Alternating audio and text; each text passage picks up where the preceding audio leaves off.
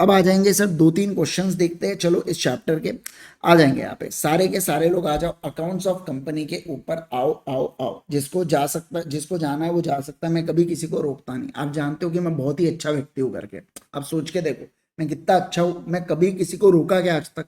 आप बताइए, किसी को रोका क्या आज तक? नहीं रोका मैंने, है ना। चलिए सर आओ, सेक्शन नंबर कौन सा 192 के ऊपर आ जाएंगे। एनुअल रिटर्न के बारे में ये बात करता है, पुराना सेक्शन है, पढ़ लेते हैं, लेकिन क्या जा रहा है फिर 128 से तो पढ़ना ही पढ़ना है ना। आ जाओ। अच्छा ये आप होमवर्क कर लो ना यार, मेरे को क्यों बोल रहे हैं, होमवर्क करो यार। मैंने चैप्टर नंबर 7 आपको कवर करवा दिया, उसके अंदर देख लेना यहाँ पे, ठीक है। चलो सर यहाँ पे आइए, ध्यान दो।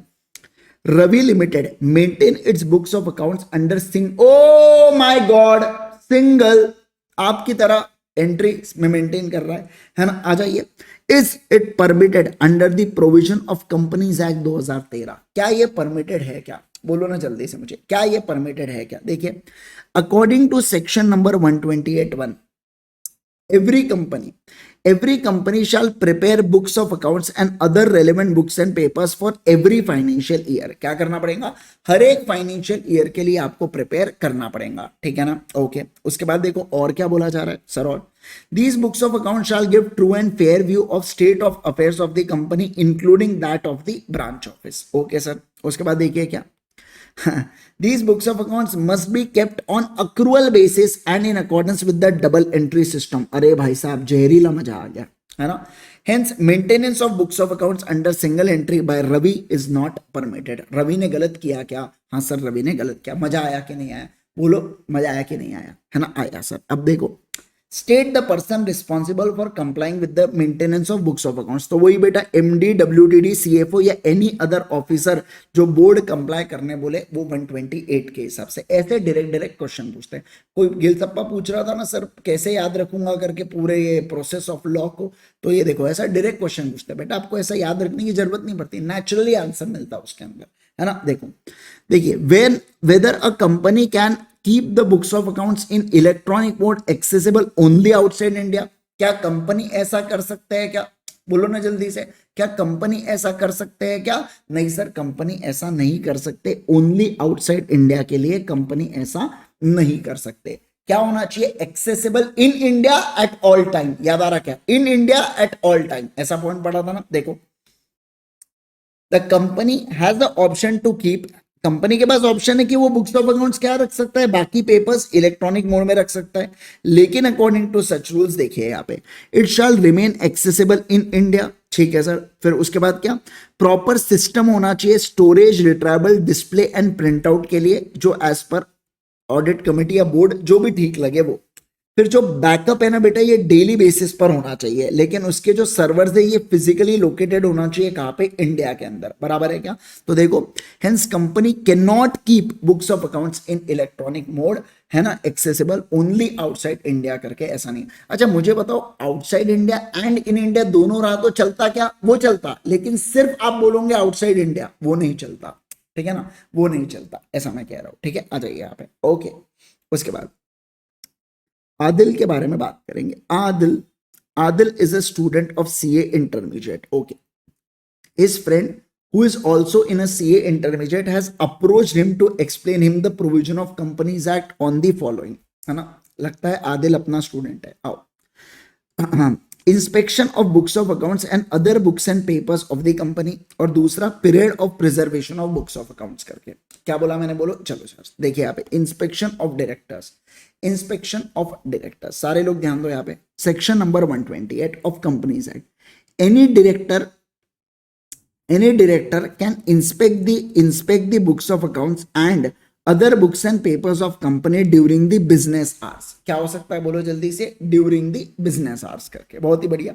such inspect हो during the business hours, ठीक है। such inspection, सर मेरी क्रश आने वाली है, जल्दी से छुट्टी कराओ। क्यों, नींद आ रही है क्या बेटा आपको? हाँ, मतलब सप्ताह आएगा ना फिर उसमें, आ जाइए। खैर आओ, तो मैं क्या कह रहा हूँ sir, any director can inspect the books of accounts and other books and papers during the business hours। तो क्या होना चाहिए? business hours में होना चाहिए।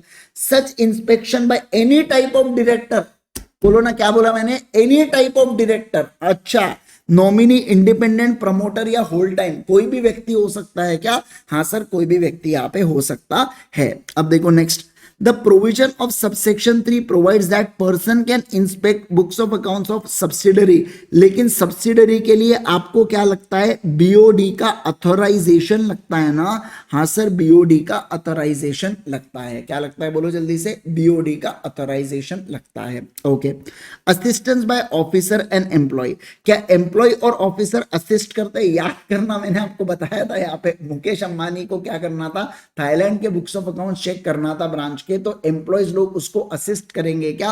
हाँ सर, बिल्कुल बिल्कुल यहाँ पे असिस्ट करेंगे, ठीक है ना। चलिए सर आ जाओ, उसके बाद और क्या बोला यहाँ पे, और देखो क्या, पीरियड ऑफ प्रिजर्वेशन कितने साल के लिए प्रिजर्व करते हैं? 8 साल के लिए प्रिजर्व करते हैं। कितना बोलो? 8 साल के लिए। सर कंपनी मुझे बताइए, अगर कंपनी इनकॉर्पोरेटेड होगा लेस देन 8 ईयर्स, वो कोपचे में लिखा था पन्ने से कोने में लेस देन 8 ईयर्स, तो पूरे सालों के लिए एंटायर पीरियड के लिए रखना पड़ता। और सर अगर सेंट्रल गवर्नमेंट ने इंस्पेक्शन वगैरह ऑर्डर किया है जो कहता है 8 साल से ज्यादा, तो आप क्या करेंगे? 8 साल से ज्यादा रखेंगे क्या? हाँ सर, आप यहाँ पे लॉन्गर देन 8 ईयर्स रखते हुए चलेंगे। समझे क्या? बोलो बोलो बोलो मेरे को जल्दी से, क्या बात को समझे क्या? प्लीज सारे के सारे लोग इस आंसर को लिखिएगा, ठीक है ना। Write and send to me. आप लोग जानते हैं कि मैं आपको टेलीग्राम के ऊपर सेवा प्रोवाइड करता हूं बेटा, जहां पे आप क्वेश्चन को लिख के मुझे भेज सकते हैं और मैं उसको चेक करके बताता हूँ सही है नहीं है या क्या गलती आए करके, ठीक है ना। थोड़ा सा कम ज्यादा कभी कभार हो सकता है मेरे को रिप्लाई देने में, क्योंकि कभी बहुत सारे डाउट्स आ जाते हैं अचानक से, फिर भी दिन के एवरेज में 50-60 डाउट्स को मैं कंसिडर कर ही लेता हूँ, ठीक है। तो ये आपको लिख के मुझे भेजना है, ठीक है ना। चलिए सर आगे बढ़े क्या? बोलो, अगर आपने कर लिया है बहुत अच्छी बात है। जो लोग साथ साथ में करते हुए चल रहे हैं ना, इससे बेहतरीन कोई पॉइंट ही नहीं है बेटा, इससे बेहतरीन तो कोई पॉइंट ही नहीं है। मतलब आप, मैं अगर कराने से पहले आप क्वेश्चंस को कर ले रहे तो बेस्ट है, मतलब तब आपको फायदा मिलेगा, समझना बात को, है ना। आप हर चीज अगर मेरे ऊपर डिपेंडेंट रहेंगे ना, इसमें आप कमजोर हो जाएंगे। मुझे कोई प्रॉब्लम नहीं, मैं तो करा दूंगा, मैं तो वैसे भी करा ही रहा हूं यहाँ पे, ऐसा तो कोई बात ही नहीं है। पर कभी इक्का दुक्का मान लो नहीं हुआ एक आधा चैप्टर, तो आप खुद से कर लेने का ना यार, अपन ने तो समझ ही गया नोट्स में सब चीजें पढ़े, सब चीजें बस एक बार रिकवर करना है ना, बस एक बार थोड़ा सा रिकॉल करना है अपने को। आओ चलिए सर, आखिरी सवाल आज का मैं करने जा रहा हूं, इसके बाद बस ये रीओपनिंग कल से करूंगा मैं, ठीक है ना। ये आखिरी सवाल है आज का, क्या पेज नंबर 223 खत्म हो जाता फिर अपना। देखिए सर, क्या रिकॉर्डेड वालों को तो ये लंबा लेक्चर मिलने वाला है, तो आप तो बैठे रहो रिकॉर्डेड वालों। आओ देखो क्या 129 के रिगार्डिंग बात करेंगे। Question number 6, what does the term financial statements include in relation to company? Financial statement में देखो बैलेंस शीट, पीएनएल, और क्या आता है? सीएफएस, उसके बाद आता है सो की एक्सप्लेनेटरी नोट, यानी कि नोट्स टू अकाउंट्स करके। फिर यहाँ पे बोल के रखा है कि देखो किस किस को सीएफएस बनाने की जरूरत नहीं है ना, उसके बारे में यहाँ पे बोल के रखा है। अरे मुझे बताओ ना यार, अरे बोलो ना, क्या मैंने ये इसके रिगार्डिंग आपको नोट्स बनाया था क्या? हाँ सर बनाए थे ना, मन तो याद आ रहा है, मुझे भी याद आ रहा है, ये तो चैप्टर नंबर 1 का सवाल हो गया वैसे। देखिए क्या कहा गया, कहा गया, कहा गया, कहाँ हो तुम, कहाँ हो तुम, यहाँ हो तुम। देखो यहाँ पे बनाया हुआ है बैलेंस शीट, पीएनएल, सीएफएस, सो की, एनटीए। सीएफएस किसके लिए नहीं लगता? इसके लिए नहीं लगता, बनवा के दिया हो सारी सारी चीजें, समझे क्या, है ना। आओ चलो, कॉन्फिडेंस आ रहा है? सारे लोग बोलेंगे कॉन्फिडेंस आ रहा है क्या?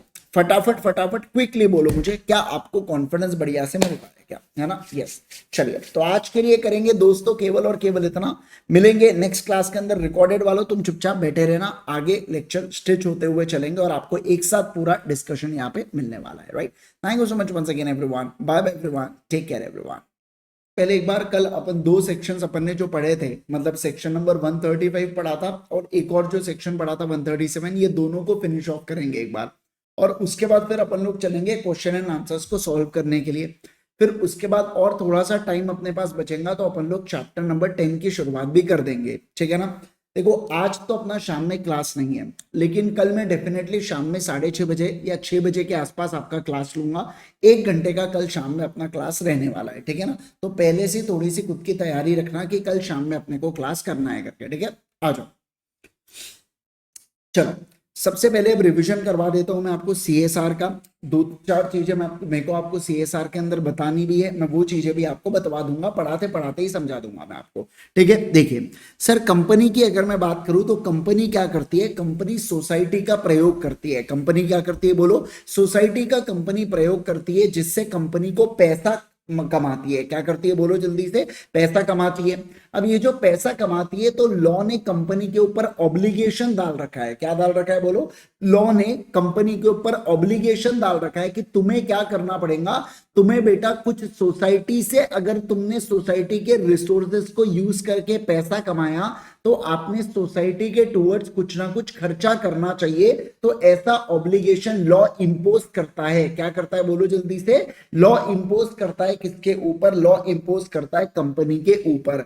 इस ऑब्लिगेशन को सीएसआर बोला जाता है। क्या बोला जाता है, सीएसआर, यानी कि कॉर्पोरेट सोशल रिस्पॉन्सिबिलिटी बोला जाता है। सर डेफिनेशन क्या कहती है कि कॉर्पोरेट सोशल रिस्पॉन्सिबिलिटी ये एक स्टैट्यूटरी ऑब्लिगेशन है। क्या है बोलो जल्दी से, ये एक स्टैट्यूटरी ऑब्लिगेशन है जिसके अंदर इंक्लूड नहीं होगा सर ऐसी एक्टिविटी जो नॉर्मल कोर्स ऑफ बिजनेस के अंतर्गत है, ऐसी एक्टिविटीज जो आउटसाइड इंडिया है। लेकिन अगर आप किसी स्पोर्ट्स पर्सन को ट्रेन करने के लिए भेज रहे हो, खर्चा कर रहे हो, और रिप्रेजेंटेशन का जो रिप्रेजेंट करता है नेशनल या इंटरनेशनल लेवल के ऊपर, तो उस एक्टिविटी को सीएसआर मान लेंगे। सर किसी भी पॉलिटिकल पार्टी को पैसा देना सीएसआर नहीं होता। सर एम्प्लॉय के लिए जो बेनिफिट करे, अगर आप ऐसी कोई एक्टिविटी करते हो वो सीएसआर में नहीं आती। ऐसी एक्टिविटी जो स्पॉन्सरशिप में होती है, जिससे कोई ना कोई मार्केटिंग बेनिफिट डिराइव होता है, वो सीएसआर नहीं होता। जैसे लोग दौड़ रहे बेटा मैराथन, आपने बोल दिया एक काम करो, उस टी शर्ट के ऊपर हमारे कंपनी का नाम डाल दो, आप ये नहीं बोल सकते हमने सीएसआर किया। फिर ऐसी एक्टिविटीज जो फुलफिल करती है अदर स्टैट्यूटरी ऑब्लिगेशन, आप उसको भी सीएसआर नहीं बोल सकते। सर यहाँ पे क्या बोला जा रहा है, कंपनी को एक सीएसआर कमेटी बनाना पड़ता है, और ये कमेटी रिकमेंडेशन देती है किसको, बोर्ड को, अप्रोच एंड डायरेक्शन के बारे में, जहां पे वो सिलेक्ट, इंप्लीमेंट या मॉनिटर करते हैं पॉलिसीज को ऑफ एनुअल एक्शन प्लान्स को। सर फिर बोला गया है कि जो आपके एडमिनिस्ट्रेशन के खर्चे हैं, जितने भी आपके एडमिनिस्ट्रेशन के खर्चे हैं, ये कितना नहीं होना चाहिए बोलो जल्दी से, याद आ रहा है आपको, 5% ऑफ टोटल सीएसआर एक्सपेंडिचर से ज्यादा नहीं होने चाहिए, ऐसा अपन ने पढ़ा था। सर नेट प्रॉफिट में क्या होता है, नेट प्रॉफिट मतलब एज पर अंडर सेक्शन 198 कहता है नेट प्रॉफिट बिफोर टैक्स के बारे में। सर लेकिन इसमें दो चीजें इंक्लूड मत करना, एक जो आपने बाहर के, समझना, ओवरसीज ब्रांच से जो प्रॉफिट कमाया, ओवरसीज ब्रांच से प्रॉफिट कमाया मतलब आपने बाहर के रिसोर्सेज यूज किए, और अगर आपने बाहर के रिसोर्सेज यूज किए, हमारे कंट्री के रिसोर्सेज यूज नहीं किए, तो उस पे सीएसआर मत करो। और दूसरा, जो आपने डिविडेंड कमाया है किसी कंपनी से इंडिया के अंदर, और वो कंपनी के ऊपर भी 135 लागू होता है ना, तो ऐसे केस में हम लोग कहेंगे कि अगेन आपको इसको नेट प्रॉफिट में लेने की आवश्यकता है क्या, नहीं सर नहीं है। ऑनगोइंग प्रोजेक्ट का मतलब होता है ऐसा प्रोजेक्ट जिसका ड्यूरेशन 1 साल से ज्यादा होता है लेकिन 3 साल से कम होता है, लेकिन 3 साल से ज्यादा नहीं होना चाहिए। सर ओरिजिनली ये जब बनाया गया था ना, ये 1 साल के अंतर्गत के लिए बनाया गया था, लेकिन समय के साथ साथ ऐसा लगा कि अब इसको 1 साल से ज्यादा की जरूरत है। फिर बोला गया कि कंपनी के सीएसआर कमिटी कॉन्स्टिट्यूट का मतलब होता है बनाना, क्या कंपनी कर सकती है क्या, बिल्कुल। ऐसी कंपनी जिसका प्रीवियस फाइनेंशियल ईयर में, पिछले साल में, अगर नेटवर्थ 500 करोड़ या उससे ज्यादा है, होप्स तो आप लोगों को अकाउंट्स में आप लोगों ने पढ़ा होगा नेटवर्थ का मतलब क्या होता है, नहीं भी पढ़ा तो मैं आपको बता देता हूं, जो आपका शेयर कैपिटल है, शेयर कैपिटल प्लस आपके रिजर्व्स एंड सरप्लस को अगर आप जोड़ते हो, और जितने भी आपके फिक्टिशियस एक्सपेंस होते हैं उसको अगर आप माइनस करते हो, तो आपको नेटवर्थ पता चल जाती है। तो नेटवर्थ या आपका नेट प्रॉफिट 5 करोड़ से ऊपर, ये जो मेरे से गलत हुआ था, और टर्नओवर अगर 1000 करोड़ से ऊपर आपका होता है ना, तो ऐसे केस में आपको क्या करना पड़ेगा, कमिटी बनाना पड़ेगा। सर अगर आपके कंपनी के अंदर अनस्पेंड सीएसआर अकाउंट है तो भी आपको कमेटी बनाना पड़ेगा क्या, हाँ सर बनाना पड़ेगा। फिर अब आपको पता है अनस्पेंड सीएसआर अकाउंट कब बनता है बेटा, जब ऑनगोइंग प्रोजेक्ट में अपन खर्चा नहीं करते, आगे आने वाले 3 सालों में खर्चा करते हैं, तो उसके लिए अनस्पेंड सीएसआर अकाउंट बनाया जाता है। याद आ रहा है, अब अपन ने पढ़ लिया इसलिए मैं आपको रिवाइज करवा सकता हूं। इसका एक्सेप्शन क्या है, लेकिन अगर amount of expenditure of CSR, जो आप पैसा खर्चने वाले हो सीएसआर के अंतर्गत, अगर वो 50 लाख से कम है, तो आपको कमेटी बनाने की जरूरत नहीं है, board of directors he functions को डिस्चार्ज कर देंगे क्या, हाँ sir, board of directors he functions को डिस्चार्ज कर देंगे। अब सर हम लोग कंपोजिशन के बारे में बात करेंगे कि कमिटीज के अंदर कितने लोग होते हैं। तो कमिटी के अंदर 3 या उससे ज्यादा लोग होंगे, जिसमें से एक इंडिपेंडेंट डायरेक्टर का होना बहुत ज्यादा जरूरी है। सर अगर इंडिपेंडेंट डायरेक्टर नहीं होता है तो 2 और मोर डायरेक्टर भी क्या बन सकते हैं, कमिटी में रह सकते हैं। सर प्राइवेट कंपनी के केस में कितने डायरेक्टर होंगे, 2 डायरेक्टर होंगे। और फॉरेन कंपनी के केस में भी 2 अथराइज पर्सन होने वाले हैं क्या, हाँ सर 2 अथराइज पर्सन यहाँ पे होने वाले हैं। फिर अपन ने क्या देखा, कमिटी की क्या क्या ड्यूटी है। कमिटी की ड्यूटी है बेटा कि ये फॉर्मुलेट बनाती है किसको, पॉलिसी को रिकमेंड करती है बोर्ड को, और बोर्ड उसको, और उसके अंदर एक्शन प्लान दिया गया था शेड्यूल 7 के द्वारा। अब आप लोगों ने शेड्यूल 7 भी पढ़ लिया है कि शेड्यूल 7 एक्टिविटीज के बारे में बताता है जो एक कंपनी कर सकती है CSR के माध्यम से, ठीक है ना। और उसके अलावा और क्या क्या लिखाऊंगा सर, अमाउंट ऑफ एक्सपेंडिचर लिखाऊंगा, पॉलिसी को कैसे मॉनिटर करेंगे, और एनुअल एक्शन प्लान क्या होगा। एनुअल एक्शन प्लान में हम लोग CSR प्रोजेक्ट के बारे में बात करते हैं, किस प्रकार से उसको एग्जीक्यूट करेंगे, कैसे पैसों को यूटिलाइज करेंगे, मॉनिटर एंड रिपोर्टिंग मैकेनिज्म क्या होगा, और इंपैक्ट असेसमेंट कैसे होगा, इसके बारे में पूरी बातें की जाती है एनुअल एक्शन प्लान के अंतर्गत। सर बोर्ड की ड्यूटी है पॉलिसी को अप्रूव करना, इस कंटेंट को बोर्ड रिपोर्ट के अंदर बताना, CSR पॉलिसी और जो कंपोजिशन है कमिटी का उसको वेबसाइट के ऊपर बताना, और जितनी भी हमारी एक्टिविटीज है ना वो CSR पॉलिसी के अनुसार चल रही है या नहीं चल रही है उसके रिगार्डिंग भी आप यहाँ पे बातचीत करते हो। सर कितना अमाउंट का CSR जाना चाहिए, तो जो एवरेज 3 फाइनेंशियल ईयर है, जो एवरेज 3 प्रीसीडिंग फाइनेंशियल ईयर है ना उसका 2%, क्या कहा मैंने, बोलो उसका 2% आपका जाना चाहिए CSR। एक बात का ध्यान रखना, जो एडमिनिस्ट्रेटिव ओवरहेड है ना वो ज्यादा नहीं होना चाहिए 5% ऑफ टोटल CSR एक्सपेंडिचर से। सर अगर कंपनी नहीं कंप्लीट करती है 3 साल, तो जितने साल कंप्लीट हुए ना उतने साल का एवरेज लेके आप CSR का खर्चा कराओगे क्या, हाँ सर CSR का खर्चा कराओगे। फिर मैंने आपको कुछ इंपॉर्टेंट पॉइंट्स के बारे में अब मैं यहाँ पे डिस्कशन करने जा रहा हूं, ठीक है ना। चलिए सर आ जाएंगे, surplus arising out of CSR activity. मान लो सर एक कंपनी है, ये 10 लाख रुपए का CSR का खर्चा इन्हें करने बोला है, या इनका 10 लाख रुपए का खर्चा इनको करना है। अब वहां के लोकल पीपल से अपने को कुछ पैसा मिलता है बेटा, कुछ पैसा मिलता है, तो इसे सरप्लस बोला जाता है, ठीक है। यस, और मान लो मैंने एक्चुअल खर्चा किया 13 लाख रुपए का, तो यहाँ पे एक्सेस कितना बचने वाला है, 1 लाख बचने वाला है। क्यों, क्योंकि 10 लाख मैंने ये लगाया जो मेरे को लगाना ही था, और इसके अलावा 2 लाख रुपए मुझे लोगों से मिल गए, तो 12 तो मेरे पास आ गए थे, मतलब मैंने एक्स्ट्रा पैसा 1 ही लाख रुपए खर्चा ना, तो इसे एक्सेस बोला जाता है। तो देखो क्या, ये सरप्लस जो आपको मिला ये बिजनेस प्रॉफिट का पार्ट नहीं होता है, आपको सेम प्रोजेक्ट के अंदर यूज करना पड़ता है, या आप इसको ट्रांसफर कर देना अनस्पेंड CSR अकाउंट में और स्पेंड कर देना एज पर CSR पॉलिसी, या जिस फाइनेंशियल ईयर में आपको ये पैसा मिला वहां से 6 महीने के अंतर्गत यूज नहीं किया तो फंड के अंदर ट्रांसफर कर देना जो आपने शेड्यूल 7 के अनुसार बनाया होगा, ठीक है। ओके सर, मुझे एक बात बताओ, अगर सर कंपनी ज्यादा खर्चा करती है देन अमाउंट प्रेस्क्राइब, तो वो अगले 3 साल के अंदर सेट ऑफ करवा सकती है क्या, बिल्कुल बिल्कुल करवा सकती है। एक्सेस अमाउंट में सरप्लस अमाउंट को इंक्लूड नहीं किया जाता, ये ऊपर वाले एग्जाम्पल में अपन ने देखा था, और इसके रिगार्डिंग बोर्ड रेजोल्यूशन भी आपको पास करना पड़ता है।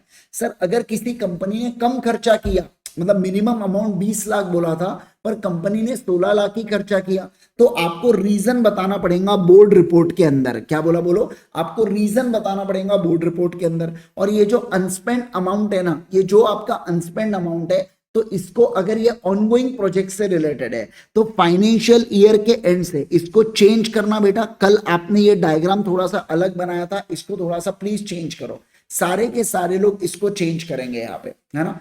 जल्दी जल्दी जल्दी इसको चेंज करो, ठीक है। आओ सर, आप क्या बोलेंगे कि जिस साल मतलब जो फाइनेंशियल ईयर है उसके एंड से 30 दिन के अंतर्गत आपको अनस्पेंड CSR अकाउंट में वो ऑनगोइंग प्रोजेक्ट का पैसा ट्रांसफर करना पड़ेगा। फिर अनस्पेंड CSR अकाउंट शेड्यूल बैंक के पास होगा और इसको खर्चा करोगे CSR पॉलिसी, यानी कि CSR पॉलिसी में जो ऑनगोइंग प्रोजेक्ट है ना उसके अनुसार आप क्या करोगे, खर्चा करोगे 3 साल के लिए। क्या कहा मैंने, बोलो जल्दी से, 3 साल के लिए आप यहाँ पे खर्चा करोगे। समझे क्या आप बात को? Yes sir. अब अगर 3 साल के अंदर भी वो अनस्पेंड रह जाता है तो वहां से फिर 30 दिनों के अंदर शेड्यूल 7 के फंड के अंदर आप यहाँ पे ट्रांसफर कर देना। मतलब देखो मैं क्या कह रहा हूं, समझो आप बात को। मैं बात करूं कल, मेरे हिसाब से मैंने ऐसा कुछ तो भी 3 ईयर बना दिया था, वो आपके लिए कंफ्यूजन होगा, है ना। आप वैसा मत करो। देखो क्या बोला जा रहा है, यहां बोला जा रहा है कि जिस ईयर, मान लो इस ईयर के बारे में अपने को खर्चा करना था, अपने को 20 लाख रुपए खर्चा करना था। अब ये 20 लाख रुपए क्या है, ऑनगोइंग प्रोजेक्ट से रिलेटेड है। तो ऐसे केस में क्या बोला, मान लो मैंने है ना केवल और केवल 15 लाख रुपए अभी तक खर्चा किया, तो ये 5 लाख अभी ऑनगोइंग प्रोजेक्ट का बचा हुआ है। तो इस ईयर के एंड से 30 दिन के अंदर आप इसको क्या कर दो, ट्रांसफर कर दो, 5 लाख को अनस्पेंड CSR अकाउंट के अंदर ट्रांसफर कर दो। और आप इससे अगले 3 सालों तक, अगले 3 साल जो है ना, 1 साल, 2 साल, 3 साल, ऑनगोइंग प्रोजेक्ट 3 साल का होता है, तो अगले 3 सालों तक आप इसमें से खर्चा कर पाएंगे क्या? बिल्कुल बिल्कुल खर्चा कर पाएंगे। और फिर भी आपसे खर्चा नहीं हुआ, तो फिर उसके बाद बोला कि वो 3rd ईयर के एंड से 30 दिन के अंदर आप क्या कर देना, इसको शेड्यूल 7 वाले फंड के अंदर ट्रांसफर कर देना। बात समझ में आ रही है क्या? बोलो जल्दी से यस। और अदर देन ऑनगोइंग प्रोजेक्ट है तो सीधा शेड्यूल 7 के अंदर 6 महीनों के अंदर डाल देना। क्या डाल देना? बोलो 6 महीने के अंदर टोटल डाल देना। ये निश्चय 4 साल, बिल्कुल सही 4 साल। मेरे हिसाब से कल है ना, यहाँ पे वो 6 साल वगैरह ऐसा कुछ तो भी हुआ था, वो नहीं है। ये क्या रहेगा कि जो ईयर आपका ऑनगोइंग प्रोजेक्ट का, वहां के एंड से 30 दिन के अंदर अनस्पेंड CSR अकाउंट, और वहां से 3 सालों तक यूज करो। ऑनगोइंग प्रोजेक्ट में नहीं हुआ तो ट्रांसफर कर देना उसको शेड्यूल 7 के अंतर्गत। ठीक है, तो याद रखना क्या बोला मैंने, यहाँ पे 3 साल के अंतर्गत जब से ट्रांसफर किया है वहां से 3 साल। क्योंकि पहले साल में तो अपने को लग रहा था ना कि अभी खत्म ही होने वाला है करके, अब समझना, अभी खत्म ही होने वाला है करके, अपना वैसा था ना पहले साल में। लेकिन बाद में पता चला नहीं नहीं, अब तो ये 3 साल तक चलेगा, 1 साल, 2 साल, 3 साल, आगे के 3 साल। देखो आप करंट ईयर को यहाँ पे मत काउंट करना। आप समझो क्या बोल रहा हूं मैं, कि आप करंट ईयर को 1 ईयर काउंट मत करना, नहीं तो आपको 2 ही साल नजर आएंगे आगे। ये साल को छोड़ के और 3 साल लगने वाले हैं। आप समझे क्या बात को? ये साल को छोड़ के ऐसा मैं कह रहा हूं। तो वहां से 3 साल के अंतर्गत अगर जा रहे हैं तो उसके बारे में यहाँ पे बात बोली गई है क्या? Yes sir. ठीक है, चलिए सर आगे बढ़ू मैं, बोलो जल्दी से आगे बढ़ू मैं। Yes sir. अब ये CSR एक्सपेंडिचर है बेटा। अब ये CSR एक्सपेंडिचर, हाँ सक्सीडिंग ईयर, बिल्कुल सही कह रहे हैं, ऐसा नहीं बताओ मतलब सामने से यहाँ पे जवाब दे रहे, बहुत ही बढ़िया, गुड। आओ चलो सर, अब बात करेंगे CSR एक्सपेंडिचर से अगर कैपिटल असेट जनरेट हो रहा है तो वो किसके नाम पे होना चाहिए? सेक्शन 8 कंपनी के नाम पे, सोसाइटी के नाम पे, रजिस्टर्ड सोसाइटी के नाम पे, या रजिस्टर्ड पब्लिक ट्रस्ट के नाम पे। ठीक है ना। फिर बेनिफिशियरी ऑफ CSR प्रोजेक्ट या पब्लिक अथॉरिटी के नाम पे वो कैपिटल असेट होना चाहिए। CSR को खुद से भी इंप्लीमेंट किया जाता है, बाकी लोगों की मदद से, जैसे चैरिटी एंटिटी या गवर्नमेंट ऑफ इंडिया द्वारा एस्टैब्लिश एंटिटी या कोई स्टैट्यूटरी एंटिटी या कोई भी चैरिटेबल एंटिटी जिसका 3 साल का एक्सपीरियंस है ना, उसे सर अपन लोग क्या कहते हैं? उसे कहते हैं कि उनके थ्रू भी करवा सकते हैं क्या? बिल्कुल बिल्कुल करवा सकते हैं। फिर देखो और क्या बोला, एंटिटी जो CSR जिनका इंटेंशन है वो CSR 1 फॉर्म देंगे CG को, मतलब एंटिटी जो खुद से करना चाहती है खर्चा, और CG बदले में क्या देगा? यूनिक नंबर देने वाला है। ध्यान रखना CSR 1 फॉर्म को CA CA CWA in practice से आपको अप्रूवल करवाना पड़ता है। क्या आप CSR को कोलैबोरेशन में भी कर सकते हो? हाँ सर कर सकते हो। 2 और 2 से ज्यादा कंपनी आके मिलके CSR का काम कर सकती है। बस ध्यान रखना इनको सेपरेट रिपोर्ट देना पड़ेगा क्या? बिल्कुल बिल्कुल देना पड़ेगा। फिर बात किया जा रहा है owners to ensure application of fund, मतलब क्या कि बोर्ड को यहाँ पे बताना पड़ेगा कि हाँ हमने हमारे फंड को बराबर से अप्लाई किया है, सही ढंग से हमने अप्लाई किया है। ये जिम्मेवारी हमने बोर्ड के ऊपर दे रखी है। किसको दे रखी है? बोलो जल्दी से। बोर्ड के ऊपर अपन ने दे रखी है क्या? बिल्कुल बिल्कुल बोर्ड के ऊपर दे रखी है। सर बोर्ड मॉनिटर करेगा, टाइमलीनेस को इंप्रूव करेगा, साथ साथ में मॉडिफिकेशंस भी करते हुए चलने वाला है। अब CSR का रिपोर्ट कैसे करेंगे? तो कंपनी अपने बोर्ड रिपोर्ट के अंदर एनुअल रिपोर्ट ऑन CSR रखेगा, फॉरेन कंपनी बैलेंस शीट के साथ अटैच करेगा। इंपैक्ट असेसमेंट एक बहुत ही ज्यादा इंपॉर्टेंट टॉपिक देखेंगे। देखो क्या सर, अगर कोई कंपनी है और इसका एवरेज CSR ऑब्लिगेशन पिछले 3 सालों का 10 करोड़ से ऊपर है, मतलब मैंने आपको कल बताया था ये आपका करंट ईयर है, ये इसके पिछला का पहला साल, ये आपका दूसरा साल और ये आपका तीसरा साल।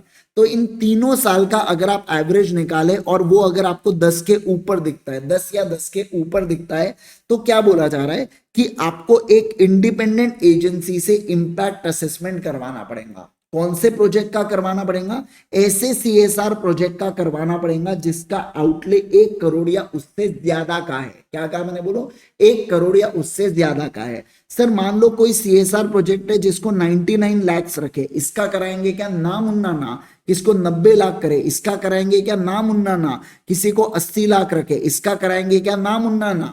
है ना, केवल और केवल जिसका 1 करोड़ या उससे ज्यादा का है उसका इंपैक्ट असेसमेंट होगा, और कम से कम उस प्रोजेक्ट को कंप्लीट हुए 1 साल अभी हो गया हो। मतलब जो जैसे गार्डन बनाना था जो 1 करोड़ 1 लाख में बना, 1 करोड़ 1 लाख में बना, तो ऐसे केस में ये गार्डन जब से बनाना तो बोला जा रहा है गार्डन को कम से कम 1 ईयर होना चाहिए। उसके बाद आप क्या करना? इंपैक्ट असेसमेंट करना। उससे पहले क्या आप इंपैक्ट असेसमेंट करेंगे क्या? नहीं सर, नहीं करेंगे।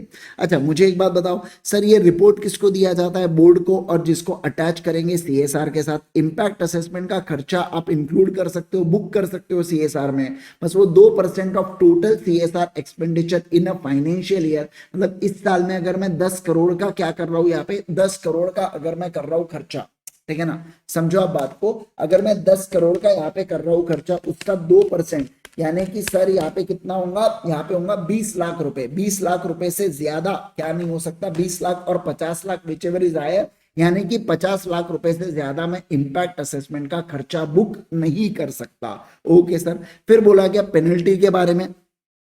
पेनल्टी में बोला कंपनी के ऊपर 2x of the amount required to be transfer, या 1 करोड़ विचएवर इज लोअर, और यहाँ पे बोला गया 1/10 of the amount required to be transferred या अनस्पेंड सीएसआर, और 2 lakh rupees whichever is lower करके। यहाँ पे 10 लाख रुपए लिखा हुआ था, इसको प्लीज कैंसिल करके 2 लाख रुपीज लिख देना। कितना लिखेंगे बोलो जल्दी से? 2 लाख रुपीज लिख देना। मेरे से कुछ शायद वो 110 लिखते लिखते मैंने 10 यहाँ पे भी लिख दिया, है ना, वो नोट्स बनाते बनाते गलती हो गई होगी, तो प्लीज इसको करेक्ट कर देना। ठीक है, तो इसको क्या लिखेंगे आप यहाँ पे? बोलो जल्दी से। सर यहाँ पे क्या होने वाला है? 10 लाख। खैर आप करेक्ट भी करोगे तो कौन सा आपको याद रहने वाला है? मतलब पेनल्टीज यार इम्पॉसिबल है, नेक्स्ट टू इम्पॉसिबल है, याद रखना। ठीक है ना, तो प्लीज आप ऐसा टेंशन मत लेना कि अरे ओ माय गॉड मेरे को पेनल्टी याद नहीं रह रही। एज अ स्टूडेंट क्या होता है, अपने पास है ना नेगेटिव, मतलब नेगेटिव सोचने के मतलब बहुत कारण होते हैं, पॉजिटिव सोचने के जितने भी कारण दिए जाए ना उतने कम पड़ते हैं। ऐसा होता है अपने साथ। मान लो अगर आपके 10 चैप्टर हुए ना, तो 10, मान लो 11 चैप्टर है, 10 ही हुए ना, तो आपको टेंशन आएगा जो एक नहीं हुआ, आपको ये अच्छा नहीं लगेगा कि मेरे 10 हो गए करके। बहुत नेचुरल है, ये मेरे साथ भी रहने वाला है और आपके साथ भी होने वाला है। ठीक है ना, तो जब भी आप पढ़ाई करेंगे ना, तो आप इस बात का टेंशन मत लेना कि अरे मेरा ये नहीं हुआ, मेरा वो नहीं हुआ, रादर ये सोचना कि मेरा कितना कितना हो चुका है करके। समझ रहे? तो ये थोड़ा सा कॉन्फिडेंस आपको देते रहेगा अपने प्रिपरेशन के अंदर। एट टाइम्स क्या होता है, अगर किसी को बड़ी बहन या बड़ा भाई नहीं है, या अगर कोई है भी जो इंजीनियर वगैरह कर रहा है, तो कभी कभार वो अपना दर्द समझ नहीं सकते बेटा। अपने को ही अपना दर्द पता होता है कि कितना सिलेबस है, क्या हो रहा है, तो कभी कभार अपने को बहुत लोनली फील होता है, ऐसा कि यार कोई है ही नहीं बताने के लिए, है ना। तो कुछ टेंशन नहीं लेगा मम्मी को जाके बताने का, मम्मी को रेंट करने का चीज, अरे यार मम्मी इतना हार्ड क्या बताऊं करके, इतना पढ़ना पड़ रहा फिर भी नहीं हो रहा। तो मम्मी जब आप ऐसा निकाल दोगे ना मन से, तो आपको थोड़ा सा बेटर फील होगा पूरे सीए जर्नी के अंदर। ठीक है ना, तो ये तो आपको थोड़ा सा अच्छा लगते रहेगा। जब जब भी आप ऐसा, आपको कभी भी फील हुआ तो ऐसा बिंदास करने का कोई प्रॉब्लम नहीं है उसके अंदर। ठीक है ना, फिर मम्मी आपको एक जवाब देंगे, कुछ नहीं होता बेटा, एक काम कर, सो जा, कल पढ़ना सुबह, और मजा आता है एकदम वो सुनने, उसी सुनने के, इसलिए तो बताया मैंने मम्मी आपको, है ना। आ जाओ, चलो सर आइए आगे बढ़े क्या, आगे बढ़े क्या, आगे बढ़े क्या, आगे बढ़े। हाँ पापा को भी अरे बेटा जिसको बोलना है उसको बोल देना। मम्मी बोला इसका ये मतलब नहीं है कि मम्मी को बताओ करके, है ना, ऐसा मैं बोल रहा हूँ। ठीक है, चलो सर आ जाओ आ जाओ आ जाओ। तो मेरे साथ ऐसा था, एक्चुअली मैं सिंगल चाइल्ड था, तो मेरे पास कोई ऐसा था नहीं बताने के लिए, और मेरे को थोड़ा सा अजीब लगता था यार दोस्तों उसके साथ बताने कुछ नहीं, पर अगर मान लो उनका ज्यादा हुआ रहा ना, तो मेरे को टेंशन आ जाता था फिर, अरे बाप रे मेरा तो और नहीं हो, और 2 दिन की पढ़ाई गई। तो मैं फिर है ना ज्यादा मतलब ऐसा पूछता नहीं था। अगर मैं अपने फ्रेंड से बात भी करूंगा ना, तो मैं ऐसा पूछूंगा नहीं। आप समझे क्या आप बात को, है ना। तो मैं ऐसा बताता नहीं था क्या हुआ कितना हुआ, ये सब चीजें नहीं करता मैं। ठीक है, चलिए सर आओ, चलो चलो चलो सर ध्यान दीजिए। अब एक्टिविटीज इन शेड्यूल 7 के बारे में बात करेंगे। सर एक्टिविटीज इन शेड्यूल 7 में क्या क्या है, वही बेटा देखो अब पढ़ लो आप, ये जनरल जनरल है। जैसे कि हंगर को इरेडिकेट करना, प्रमोट करना एजुकेशन को, प्रमोट करना जेंडर क्वालिटी नहीं था, इक्वालिटी था। फिर बोला जा रहा है नेशनल हेरिटेज को प्रोटेक्ट करके रखना, बिल्डिंग वगैरह को मेजर करना, benefit of the arm forces मतलब उनके लिए कुछ मेजर्स। फिर इसके अलावा sir training from promote rural sports, PM care fund, अरे भाई साहब ये तो डालना ही था। फिर research contribution university, IIT, Ayush, ICMR को दिए। या मान लो रूरल डेवलपमेंट कर रहे हैं, स्लम एरिया डेवलपमेंट कर रहे हैं, हर घर तिरंगा कैंपेन वगैरह हुआ, तो ये केस के अंदर सीएसआर प्रोजेक्ट्स वगैरह पे यहाँ पे दिया गया था क्या? हाँ सर, सीएसआर प्रोजेक्ट में आपको यहाँ पे छूट दे के रखी थी, मतलब कि आप सीएसआर इसके अंदर आप कंट्रीब्यूशन डाल सकते हैं। ठीक है, चलो फिर अपन ने और क्या पढ़ना चालू किया था सर? फिर अपन ने पढ़ना चालू किया था सेक्शन नंबर 137, जो कहता है कि कॉपी ऑफ फाइनेंशियल स्टेटमेंट्स आपको रजिस्ट्रार को फाइल करना पड़ेगा। कौन से फॉर्म के अंदर करते हो आप? AOC 4 के अंदर करते हो, और अगर ये ई फॉर्म आ गया तो XBRL फॉर्मेट के अंदर आपको करना होता है। ठीक है ना, देखिए यहाँ पे सर AGM से 30 दिनों के अंदर कंपनी फाइल करेंगी FS, CFS या अदर डॉक्यूमेंट्स जो AGM के अंदर अडॉप्ट हुए हैं ROC को। ठीक है ना, OPC है तो ये सारी चीजें 180 दिन के अंदर की जाती है।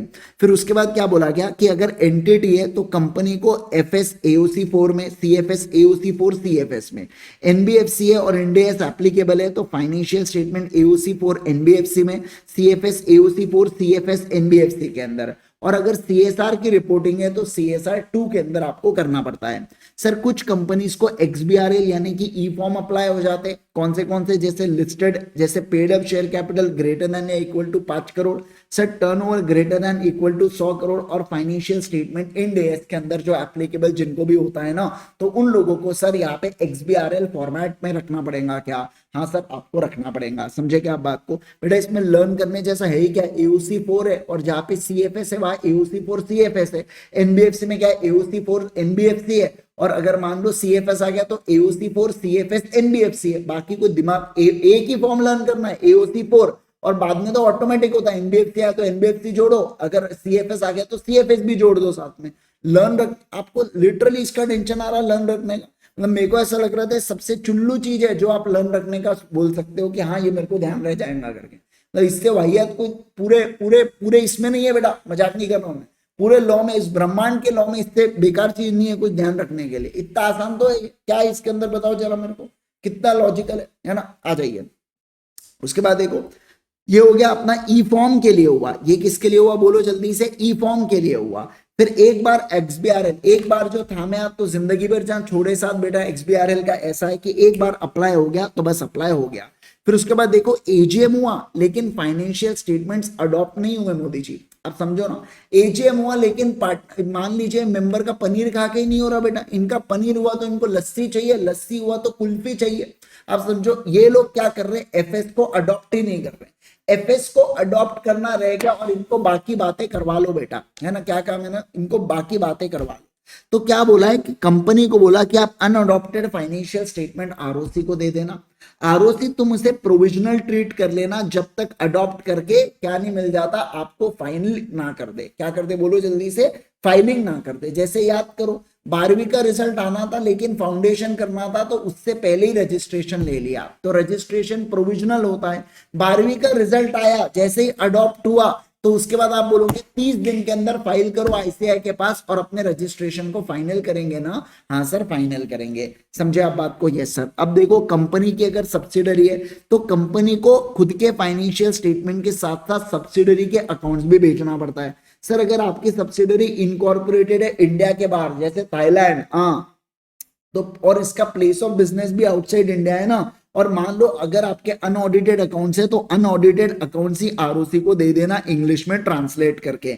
फॉर्मेट कंपनीज एक्ट 2013 जैसे रखने की कोशिश करना, लेकिन अगर डेविएशन होते हैं तो उसके रीजन भी आप बता दोगे क्या? हाँ सर बिल्कुल बिल्कुल, यहाँ पे बता देना। ठीक है ना। फिर क्या बोला कि AGM, मान लो सर ऐसा होता है कि AGM ही नहीं हुआ तो जो ड्यू डेट ऑफ AGM है ना वहां से 30 दिनों के अंदर FS और जो स्टेटमेंट ऑफ फैक्ट दे देना कि क्यों आखिर आप यहाँ पे, बताइए ना, कि क्यों आखिर आप यहाँ पे FS, क्यों आप आखिर आप यहाँ पे AGM नहीं ले पाए, उसके बारे में आप यहाँ पे बता देना। ठीक है, चलिए सर ये हो गया अपना पूरा पूरा रिवीजन समाप्त। अब मैं आ जाऊंगा अपने किसके ऊपर, क्वेश्चन बैंक के ऊपर। फटाफट फटाफट क्वेश्चंस को सॉल्व करेंगे एंड देन फिर उसके बाद अपन लोग आगे बढ़ेंगे नेक्स्ट वाले केस के ऊपर। ठीक है, चलो सर आ जाओ। सेक्शन नंबर 130 क्या कह रहा है देखो, the income tax reopening of accounts on the court या ट्राइब्यूनल्स ऑर्डर, कितने सालों तक कर सकते हैं बताइए मेरे को जल्दी से। सर किया जा सकता है यहाँ पे 8 साल तक, कितने साल तक बोलो, 8 साल तक आप यहाँ पे कर सकते हो, ठीक है। चलिए सर देखो, the income tax authority in the current financial year 19-20 observe during the proceedings a need to reopen the accounts of Chetan Limited for the financial year 8-9 and therefore filed an application before NCLT to issue an order to Chetan Limited for reopening of its accounts and recasting financial statements of 8-9. Examine the validity of an application. अभी क्या चल रहा है बेटा, 19-20 चल रहा है, ये करंट फाइनेंशियल ईयर। अब इसके पुराने 8 साल आपको देखना है, तो आप समझो 18-19 हुआ, 17-18 हुआ, 16-17 हुआ, 15-16 हुआ, 14-15 हुआ, फिर इसके अलावा 13-14 हुआ, फिर इसके अलावा 12-13 हुआ, 11-12 हुआ। तो 11-12 तक आप समझ रहे क्या बात को, 11-12 तक कर सकते हैं, है ना। एनसीएलटी 8 साल से पुराना कर सकते हैं क्या, नहीं कर सकते। तो ये एप्लीकेशन वैलिड होंगी क्या, नहीं होंगी सर, नहीं होंगी करके, ठीक है ना। चलिए सर यहाँ पे ध्यान देंगे, फोकस करना यहाँ पे, मतलब अब डिपेंड करता है, लेकिन समझना बात को 8 फाइनेंशियल ईयर तक ही होना चाहिए यहाँ पे, ठीक है। देखो सेक्शन नंबर 130 क्या कहता है, company shall not reopen the books of accounts unless application is regard by, किसके द्वारा, सीजी के द्वारा, income tax authority, SEBI board या स्टैट्यूटरी बॉडी या कोई भी पर्सन कंसर्न। किसको किया इन्होंने, ट्राइब्यूनल को किया, कि जो अर्लियर अकाउंट्स है ये फ्रॉडुलेंट मैनर में या अफेयर्स ऑफ कंपनी को मिसमैनेज किया गया है। तो ये क्या बोला गया, however no order shall be made for reopening relating to period earlier than 8 financial year immediately preceding current financial year. मतलब करंट फाइनेंशियल ईयर रहा तो यहाँ पे उससे पुराने 8 सालों तक का ही हो सकता है, उसके पहले का हो सकता है क्या, नहीं। तो देख लो यहाँ पे कंक्लूजन आपका यही रहने वाला है कि ये जो एप्लीकेशन है ये इनवैलिड है। मुझे एक बात बताओ, अगर कंपनी यानी कि बोर्ड मेंबर्स अगर वॉलेंटरीली करते रिवीजन तो वो कितने सालों के लिए किया जाता, 3 सालों के लिए। लेकिन जब एनसीएलटी को एप्लीकेशन दिया जा रहा है ये लोगों के द्वारा, एप्लीकेंट्स के द्वारा, तो वो कितना होता है, 8 साल होता है, बराबर ना। चलिए सर आ जाओ नेक्स्ट पॉइंट, फिर देखो section number 134 financial statement board report etcetera. State any 4 contents of DRS director responsibility statement के बारे में आपको बताना पड़ेगा। तो वही बेटा कि आपने एएस को बराबर से फॉलो किया और किया नहीं किया, और अगर कोई मटेरियल डिपार्चर्स है तो उसके बारे में बताएंगे क्या, हाँ सर बताएंगे। सेकंड देखो सर, अकाउंटिंग पॉलिसीज जो अपन ने सिलेक्ट की क्या वो कंसिस्टेंटली अप्लाई किए क्या, और अगर कोई जजमेंट या एस्टिमेट है वो रीजनेबल एंड प्रूडेंट है क्या, जिससे ट्रू एंड फेयर व्यू मिले स्टेट ऑफ अफेयर्स के बारे में। तीसरा क्या देखो, सफिशिएंट एंड प्रॉपर केयर लेना है अपने अकाउंटिंग रिकॉर्ड्स को मेंटेन करने के लिए, ताकि आप असेट को सेफगार्ड्स कर पाए और प्रिवेंट एंड डिटेक्ट कर पाए फ्रॉड को। फिर उसके बाद देखो क्या बोला गया, डायरेक्टर ने annual accounts going concern basis के ऊपर प्रिपेयर किए क्या। फिर देखो क्या, अगर लिस्टेड कंपनी के डायरेक्टर्स है तो उन्होंने इंटरनल फाइनेंशियल कंट्रोल्स को लेट डाउन किए क्या, to be followed by the company and that such internal financial controls are adequate and operating effectively.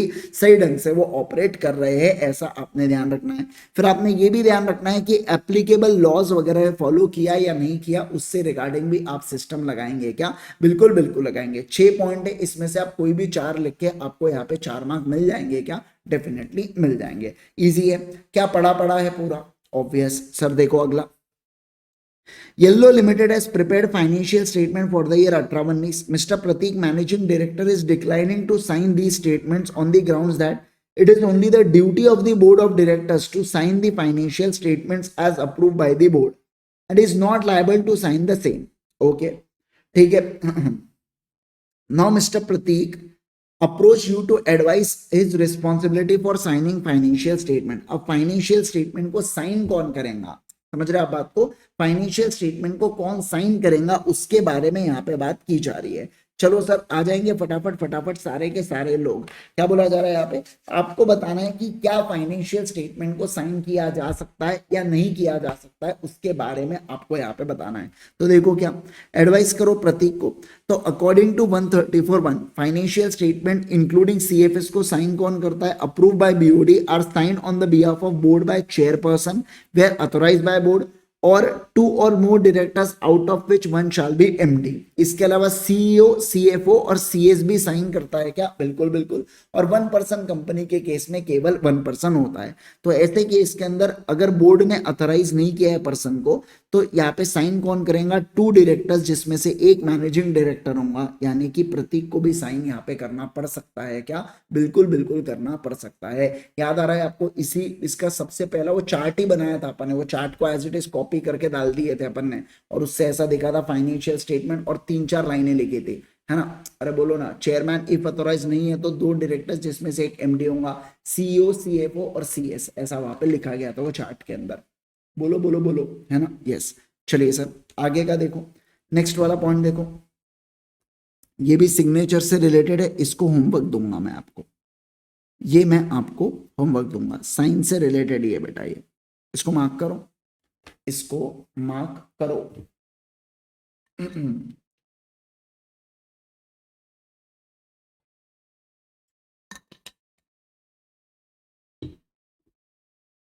बिल्कुल सही कह रहे हो सौरभ। चलो, चलिए देखो, अब क्या है, the Companies Act has prescribed additional duty on the BOD to include in the board's report DRS. Explain briefly details. अभी अपन ने DRS की पूरी डिटेल्स देख ली है, ठीक है? चलो आ जाओ, अब आ जाएंगे किसके ऊपर? अब आ जाएंगे बेटा CSR के ऊपर, सेक्शन नंबर 135 के ऊपर आ जाएंगे। चलो देखो, examine the validity with reference to the relevant provision of Companies Act 2013. Mary Limited is a listed company having turnover of 1200 crore during the year 16-17. CSR committee of the board formulated and recommended a project which was approved by the board. The company finalized the project under its CSR initiative, which require funds of at the rate of 5% of average net profit for last 3 financial year.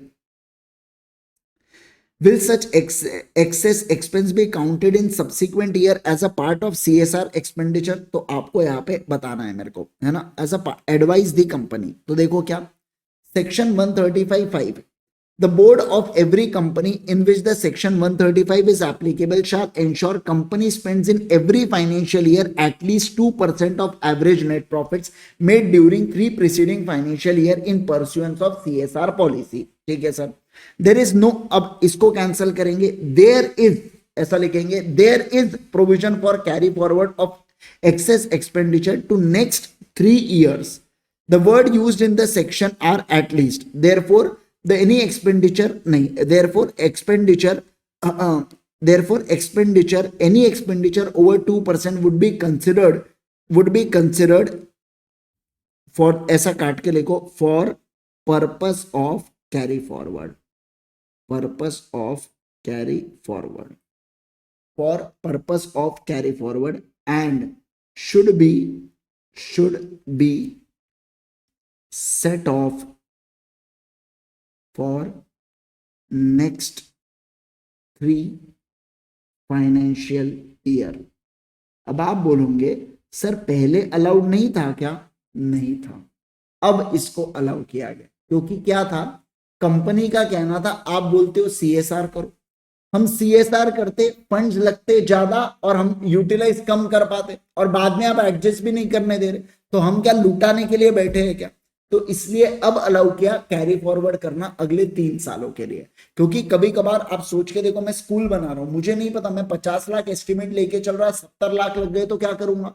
Government बोल रही है अरे voluntary जान दो, अब कुछ नहीं, ऐसा नहीं चलता। इसलिए बोला कि अब सेट ऑफ क्या करेंगे, अलाउ करेंगे। समझ रहे आप बात को? तो अब यहाँ पे क्या कर दिया गया, सेट ऑफ अलाउ कर दिया गया। समझे? अरे बोलो जल्दी से, बात समझ में आ गई है क्या? है ना? Yes sir. आ जाओ नेक्स्ट वाले केस में। तिरुपति, क्या आपने लिख लिया? सारे लोग जल्दी से बोलो, क्या आपने लिख लिया? आ जाओ। Tirupati limited, a listed company, has made the following profits. The profits reflect the eligible profits under the section of Companies Act 2013। तो देख लो, ये सारे फाइनेंशियल ईयर है और ये करोड़ में यहाँ पे रुपीस दे के रखे, ठीक है? चलो अब देखो क्या बोला, calculate amount the company spend towards CSR for financial year 17-18। 17-18 में कितना पैसा state the composition of CSR committee of unlisted company and a private company के बारे में यहाँ पे बताओ करके। ठीक है, चलो देखो पहले तो सीएसआर कैलकुलेट करते हैं, कितना सीएसआर लगेगा बोलो। सर देखो ये है अमाउंट इन करोड़ में, प्रॉफिट्स यहाँ पे दे के रखा है, तो अपन बोलेंगे 30 + 70 + 50 कितना होता है, डिवाइड बाय 3 करके कितना आ रहा है, मेरे हिसाब से 50 आना चाहिए। 50 का 2% कितना होता है देख लो सर, 50 का 2% 1 करोड़ के आसपास आना चाहिए। 50 का 2% 1 करोड़ होने वाला है, ठीक है ना। तो 1 करोड़ यहाँ पे सीएसआर का खर्चा आएगा क्या? हाँ सर 1 करोड़ सीएसआर का खर्चा आने वाला है, बराबर है ना, बोलो ना जल्दी से, बराबर है ना। यस सर, चलिए आ जाइए। अरे जमा कि नहीं जमा, अरे बोलो मेरे को, जमा या नहीं जमा बेटा, बोलो बोलो बेटा, कुछ तो बोलो, है ना। हाँ सर जमा करके, ठीक है चलिए सर। उसके बाद कंपोजिशन ऑफ सीएसआर कमेटी में आपको 3 या 3 से ज्यादा डायरेक्टर चाहिए अगर इंडिपेंडेंट डायरेक्टर है तो सर, लेकिन अनलिस्टेड पब्लिक कंपनी या प्राइवेट कंपनी है जहां पे इंडिपेंडेंट डायरेक्टर नहीं है तो वहां पे क्या 2 से ही काम चल जाएगा क्या? हाँ सर वहां पे 2 से ही आपका काम चल जाएगा, ओनली 2 डायरेक्टर से काम यहाँ पे चल जाएगा। पानी पानी कंसेप्ट, कितना इजी कंसेप्ट, कुछ भी नहीं है ना। चलो चलिए सर आ जाएंगे सारे के सारे लोग। देखो the balances extracted of the financial year of ABC limited are as follows. अच्छा मैं आपको बता दूं कि जो चैप्टर नंबर 2 है ना, वो भी मैं आपको उसके क्वेश्चंस करवाऊंगा, मैंने अभी तक करवाया नहीं है, उसमें बहुत जगह अमेंडमेंट्स थे, ठीक है ना। एक्चुअली मैं आपको बताता हूँ हुआ क्या है। अब मैं आपको एक चीज बताता हूँ, हमने ना 2 पीडीएफ भेजी थी, ठीक है ना, एक इसमें एक अमेंडेड वाली थी और एक नॉन अमेंडेड वाली थी। तो क्या हुआ, टीम से नॉन अमेंडेड क्वेश्चंस दोनों में सेम है, सब कुछ सेम है, बस कुछ क्वेश्चन में 10 क्वेश्चन में चेंजेस थे, तो वो नॉन अमेंडेड वाली पीडीएफ प्रिंट हो गई और वो डिस्ट्रीब्यूट हो गई, ये बाद में पता चला। लेकिन जो अभी लेटेस्ट में जिन्होंने ऑर्डर किए शायद उनको अमेंडेड वाली जा रही, मतलब शायद इसलिए क्योंकि वो बल्क में प्रिंट किए थे बहुत ज्यादा, ठीक है। तो नॉन अमेंडेड तो 10 क्वेश्चन ही है, तो वो 10 क्वेश्चन को फिर मैंने, मतलब एक प्रकार से अच्छा भी हुआ मेरे लिए कि मैं जो क्वेश्चंस करा रहा हूँ उसमें हाथ से काट के लिखवा दे रहा हूँ, तो थोड़ा सा याद रखने के लिए और अच्छा हो जाता है, ऐसा मेरे को लगता है, तो वो एक अच्छा भी हो गया। लेकिन दूसरा मेरे को लगा कि यार नॉन अमेंडेड जाएंगे तो कल पर ऐसा कुछ होता नहीं है, वो मैं ठीक है मैं करवा लेता हूँ वो सारी चीजें क्लास में, ठीक है। चलिए सर आ जाएंगे। तो चैप्टर नंबर 2 के अंदर थोड़े ज्यादा अमेंडमेंट्स है, वहां पे 5-7 क्वेश्चन के अंदर अमेंडमेंट्स है, बाकी इसमें आपको नहीं मिलेंगे कोई भी, बाकी सब चैप्टर सेम है, बस चैप्टर 2 में मेजर थोड़ा सा यहाँ पे है। फेमा के अंदर एक्स्ट्रा क्वेश्चन है अंश, फेमा के अंदर अमेंडमेंट नहीं है, एक्स्ट्रा क्वेश्चन डाल के रखो, क्योंकि फर्स्ट टाइम यार अभी मई में आएगा, हो सकता है अगली जब मेरी क्वेश्चन बैंक निकले ना तो फेमा के आधे क्वेश्चन में गायब कर दूं, क्योंकि पता ही नहीं है, आप समझना बात को, पता ही नहीं है कि किसमें क्या है करके, है ना। क्योंकि इंस्टीट्यूट कैसे सवाल पूछेंगी, क्या करेंगी क्या नहीं करेंगी, कुछ आइडिया नहीं है अभी, अभी सब कुछ ब्लर दिख रहा है। तो एक बार इंस्टीट्यूट इस बार देखूं मैं कि कैसे क्वेश्चन, इस बार तो इंस्टीट्यूट पक्की बात है मॉड्यूल के ही क्वेश्चन पूछने वाली है ना, आधे क्वेश्चन तो मॉड्यूल के देखने मिलेंगे आपको पेपर में, तो ये तो पक्की बात है। तो इंस्टीट्यूट इस बार तो मॉड्यूल के ही खेलेंगे, अब इसके बाद देखेंगे क्या क्या होता है, तो थोड़ा अपने तरफ से एक्स्ट्रा मैंने डाल के रख दिया। सेम फाउंडेशन में भी किया मैंने, नेगोशिएबल के बहुत सारे क्वेश्चन उनको प्रैक्टिस करा दिया जो इंटर का है, आप समझ रहे क्या बात को, ऐसा ठीक है। चलिए आइए, है ना। क्यों मनवीर मैं क्यों शेयर करूं उसको, पीडीएफ को मैं करा रहा ना क्लास में अमेंड पूरा, फिर क्यों मैं शेयर करूंगा, नहीं करूंगा मैं शेयर। आओ चलो सर आइए ध्यान दीजिए, अब बात करेंगे किसके बारे में, बैलेंसेस एज ऑन 31/3/2020 के बारे में बात करेंगे। बैलेंसेस एज ऑन 30/9/2020, ये करोड़ में प्रोविजनल फिगर्स हैं, ये ऑडिटेड फिगर्स है, ठीक है। आ जाइए सर, अब देखो क्या सर, नेटवर्थ है 100, टर्नओवर है 500, नेट प्रॉफिट है 1 crore. Explain the reason you are required to examine, कि क्या सीएसआर कमिटी बनानी पड़ेगी क्या, बोलो ना जल्दी से मुझे, क्या सीएसआर कमिटी बनानी पड़ेगी क्या, सारे के सारे लोग जल्दी से बताइए मेरे को, क्या सीएसआर कमिटी बनानी पड़ेगी क्या, जल्दी जल्दी बोलो मेरे को, क्या क्या सीएसआर कमिटी बनाएंगे क्या, हाँ या ना में जवाब दीजिए। सर टर्नओवर की क्या कंडीशन है सर, नेटवर्थ की 5 कंडीशन थी, सॉरी नेट प्रॉफिट की, नेटवर्थ की 500 कंडीशन थी और टर्नओवर की 1000 कंडीशन थी, क्या यहाँ पे बनाना पड़ेगा, नहीं sir, not required to constitute audit committee, क्योंकि कंडीशन को फुलफिल ही नहीं कर रहे, ठीक है ना। चलिए सर अब बात करेंगे 137 के बारे में, copy of financial statements to be filed with registrar, किसके बारे में बात करेंगे बोलो, to be filed with registrar के बारे में चर्चा करेंगे, ठीक है। देखो यहाँ पे the government of India is holding 51% paid up equity capital of Sun limited, मतलब ये एक प्रकार से गवर्नमेंट कंपनी हो गई। The audited financial statements of Sun limited for year 17-18 were placed on its AGM held on 31 August 2018। However, pending comments of CNAG on the said accounts and the meeting was adjourned without adoption of the accounts. अच्छा. On receipt of CAG comments on the accounts of the adjourned meeting was held on 15th of October, whereat the accounts were adopted. Therefore, Sun Limited filed statements relevant to financial statement with ROC on 12th of November. Examined with reference to the provision whether Sun Limited has complied with statutory requirement of registrar. क्या comply किया क्या इसने? नहीं sir, comply नहीं किया। क्यों comply नहीं किया बोलो मेरे को जल्दी से। सर कंप्लाई इसलिए नहीं किया, अच्छा हाँ, कुछ लोगों को ये समझा नहीं होगा तो मैं बता दूं, ये इधर का आपको देखना पड़ता है, आप ऐसा बीच के फिगर का नहीं देखते, प्रीवियस ईयर का आप देखते हो यहाँ पे, ठीक है ना। तो प्रीवियस ईयर का देखा इसलिए यहाँ पे नहीं लगा। हाँ, इस साल में अचीव कर लिया तो अगले साल क्या कमेटी बनाने की जरूरत पड़ने वाली है क्या? बिल्कुल पड़ने वाली है, ठीक है ना। हाँ, तो अगर किसी को नहीं समझाऊंगा तो चलो मैं यहाँ पे आ जाता हूँ। सर यहाँ पे अगर मैं बात करूं, सुनो सुनो सुनो सुनो गांव वालों, क्या कह रहा हूं मैं यहाँ पे। सर मैं यहाँ पे बात कर रहा हूँ किसके बारे में? सर इसके बारे में हम लोग चर्चा कर रहे थे। तो क्या करना पड़ता है सर, एजीएम में अगर अडॉप्ट नहीं हुआ तो आप क्या करते हो सर, वो अनअडॉप्टेड फाइनेंशियल स्टेटमेंट्स भेज देते हो, है ना, बराबर ना। और इसको आरओसी प्रोविजनल ट्रीट करता है। फिर जब आप अडॉप्ट करोगे वहां से 30 दिन के अंदर आप अडॉप्टेड फाइनेंशियल स्टेटमेंट भी आरओसी को भेज देते हो, जो फाइनल बन जाता है क्या? हाँ सर, फाइनल बन जाता है, ठीक है ना। चलिए सर देखो यहाँ पे वही लिखा गया है क्या, तो आरओसी को 30 दिन के अंदर दे देना, प्रोविजनल वो उसको ट्रीट करेंगे। उसके बाद क्या बोला गया, फाइनेंशियल स्टेटमेंट जब से आपने अडॉप्ट किया एडजॉइंट एजीएम में, वो आरओसी को 30 दिन के अंदर फाइल करना पड़ेगा क्या? हाँ सर, करना पड़ेगा। तो ये जो केस किया ये गलत किया क्या? हाँ sir, not complied with the statutory requirements, हम ऐसा यहाँ पे मानेंगे क्या? बिल्कुल बिल्कुल मानेंगे, ठीक है ना। चलिए सर नेक्स्ट वाले केस पे चलो। Housing Finance Limited is a housing finance company having paid up share capital of 11 crore and turnover of 145 crore during the financial year 17-18. Explain with reference to the rules whether a housing finance is to file financial statement in XBRL mode. क्या यहाँ पे XBRL mode मतलब होता है ई form mode. क्या बोला जाता है बोलो जल्दी से मेरे को? ई फॉर्म मोड यहाँ पे बोला जाता है। क्या बोला जाता है बोलो जल्दी से? ई फॉर्म मोड यहाँ पे कहा जाता है, ठीक है ना। चलिए सर आओ यहाँ पे ध्यान दो। अब यहाँ पे क्या होगा सर, जरा बताइए मेरे को, है ना। चलिए देखो यहाँ पे सेकेंड हुआ XBRL के बारे में हम लोग यहाँ पे चर्चा करेंगे। क्या पढ़ना है आपको बेटा?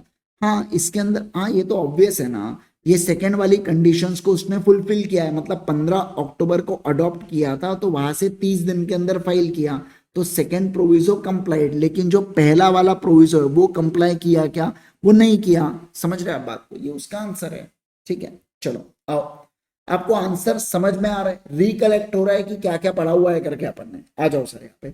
अब रूल 3 बात करता है XBRL के बारे में, यानी कि एक्सटेंसिबल रिपोर्टिंग लैंग्वेज के बारे में बात करता है ये, कि फॉलोइंग क्लासेस ऑफ कंपनी को लगेगा। कौन सी? पहली लिस्टेड कंपनी, ऐसी कंपनी जिसका paid up share capital 5 crore या ज्यादा, ऐसी कंपनी जिसका टर्नओवर 100 करोड़ या ज्यादा, या इसको छोड़ के या all other companies there too, है ना, प्रोवाइडेड जैसे। और मुझे एक बात बताइए, एक बार XBRL लग गया तो लग जाता है क्या? हाँ सर बिल्कुल बिल्कुल लग जाता है।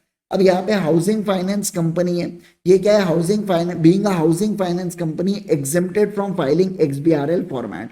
अब यहाँ पे इसको मार्क करके रखो, ये वाली चीज को क्वेश्चन में है, बुक में नहीं देंगे बोले हम आपको, लेकिन आप इसको यहां मार्क करके रखो। क्या कि सर अगर बैंकिंग, इंश्योरेंस, पावर सेक्टर और NBFC आपको नजर आया तो इसको एग्जेम्प्ट किया गया है XBRL फाइलिंग के अंतर्गत, इसको एग्जेम्प्ट किया गया।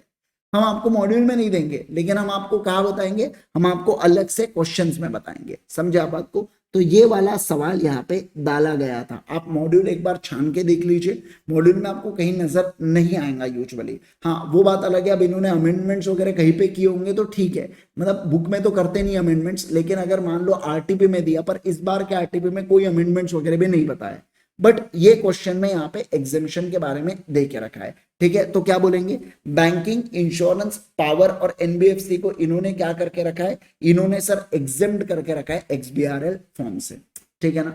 ठीक है, अब देखो इसमें दो कैटेगरी ऑफ स्टूडेंट, एक जो टेंशन में आ जाएंगे, ओ माय गॉड अब क्या होगा, अरे अब क्या होगा, पढ़ लिया ना आपने, आपको प्रोविजन पता चलना था, वो पता चल गया, तो आपने पूरे जर्नी के अंदर ऐसा आपको आखिरी तक होगा कि आपको हर एक सब्जेक्ट में कुछ नई बात पता चलती रहेंगी, तो चलने देना, इसका लोड मत, इससे ये मतलब नहीं होता कि अपन ने चैप्टर ही नहीं पढ़ा करके दोबारा चैप्टर को रिवीजन करने बैठ गए, वैसी गलतियां नहीं करेंगे कोई भी। एक बात को आप ध्यान रखना, समझ गए आप बात को। तो आप क्या करेंगे, आप केवल, अब ये एक्सेप्शंस की कैटेगरी है, यूजुअली इंस्टीट्यूट पूछती नहीं है ऐसे सवाल, लेकिन फिर भी अगर डाल दिया तो आपको पता होना चाहिए। पढ़ के सब कुछ जाना अपना काम है, समझ रहे क्या बात को, अपना सब कुछ काम है, तो ऐसा है ना। मनवीर कह रहे मुझे सब कुछ न्यू लग रहा है, मनवीर सिर्फ आप ही को लग रहा है, फिर बाकियों को मेरे हिसाब से उनके जवाब देख के समझ जाता है कि उनको नया नहीं लग रहा है करके, है ना। चलिए सर, आओ अब इंटरनल ऑडिट के बारे में चर्चा करेंगे सर। आ जाओ यहाँ पे, ध्यान दो क्या बोला जा रहा है। इंटरनल ऑडिट, कंपनी इनकॉर्पोरेट हुई थी 30 सितंबर 2016 के अंदर, ठीक है। It has paid up share capital of 45 crore, okay sir. Company has turnover of 250 crore, क्या बात है सर, 19-20 में, बहुत ही बढ़िया। The accounts manager of company has intimated to company that they are not required to appoint internal auditor for 20-21, ये पिछले साल के 19-20 हुआ, अब फिर 20-21 के बारे में चर्चा की है। मुझे तो याद आ रहा है सर, यहाँ पे ये लिमिटेड कंपनी है, मतलब ये एक पब्लिक कंपनी है क्या, हाँ सर। देखो लिस्टेड होता तो डन से लग जाता, लेकिन अगर अनलिस्टेड है तो ऐसे केस के अंदर हम लोग क्या कहेंगे, the PBT goes on doubling. The PBT में क्या है, 25, 50, 100, 200, द पीबीटी 200 है टर्नओवर की लिमिट, तो टर्नओवर 250 है, तो क्या इंटरनल ऑडिट लगने वाला है क्या, हाँ सर इंटरनल ऑडिट लगने वाला है। पर ये प्राइवेट लिमिटेड है तो अपन बीटी की ही कंडीशन देखते हैं, यानी बोरोइंग और टर्नओवर 100 या 200 से ऊपर है तो ही कंडीशन देखते हैं, तो ऐसे केस में अपन लोग कहेंगे 200 वाली अट्रैक्ट हुई क्या, हाँ सर हो गई। समझे क्या आप बात को, बोलो जल्दी से, मेरे को याद आ रहा है आपको। देखो लिस्टेड अनलिस्टेड, अनलिस्टेड में भी पब्लिक प्राइवेट, द पीबीटी, और ये केवल टीबी की डेफिनेशन यहाँ पे देके जाती है, बाकी जगह क्रॉस कॉस्ट होता है, ठीक है। चलिए सर, तो देखो 138 के अनुसार एवरी प्राइवेट कंपनी को टर्नओवर 200 और लोन अगर 100 करोड़ है तो वहां पे अपॉइंट करना पड़ेगा किसको, इंटरनल ऑडिटर को अपॉइंट करना पड़ेगा, बराबर है क्या। तो इस क्वेश्चन में पेड अप इतना है, टर्नओवर इतना है, तो क्या अपॉइंट करेंगे, बिल्कुल बिल्कुल सर अपॉइंट यहाँ पे करने वाले हैं, ठीक है। चलिए, हाँ नितेश यहाँ पे करने की जरूरत नहीं है, ये एक्सेप्शन की कैटेगरी है। अच्छा, किसी को लगे तो आप ये एक्सेप्शन को अपने नोट्स के अंदर भी उतार सकते हो, हाँ? आप इसको अपने नोट्स के अंदर भी डालना है तो डाल सकते हो, या वहां पे क्वेश्चन नंबर डाल देना, ठीक है। चलिए सर, आ जाओ यहाँ पे। नेक्स्ट इस पे चलूंगा मिसलेनियस के ऊपर, बोलो बोलो बोलो, क्या मैं मिसलेनियस क्वेश्चन के ऊपर चलू क्या,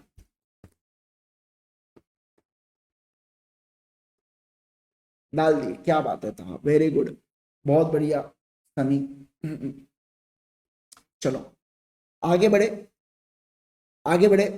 यस, मैं आपको एक होमवर्क भी आज भेजने वाला हूँ, सीएसआर के ऊपर एक क्वेश्चन है, बहुत अच्छा क्वेश्चन है, एक बार सॉल्व करके देखना उसको, बहुत ही प्यारा क्वेश्चन है, ठीक है ना। चलो आओ, उसका आंसर कोई मत देखना, वो अभी लेटेस्ट वाले एमटीपी में पूछा गया था, तो उसका आंसर मत कोई देखना, ठीक है। चलिए सर, आओ आओ आओ, ठीक है ना। चलो चलो आगे बढ़े क्या, बोलो मेरे को जल्दी से, क्या आगे बढ़े आगे बढ़े आगे बढ़े क्या।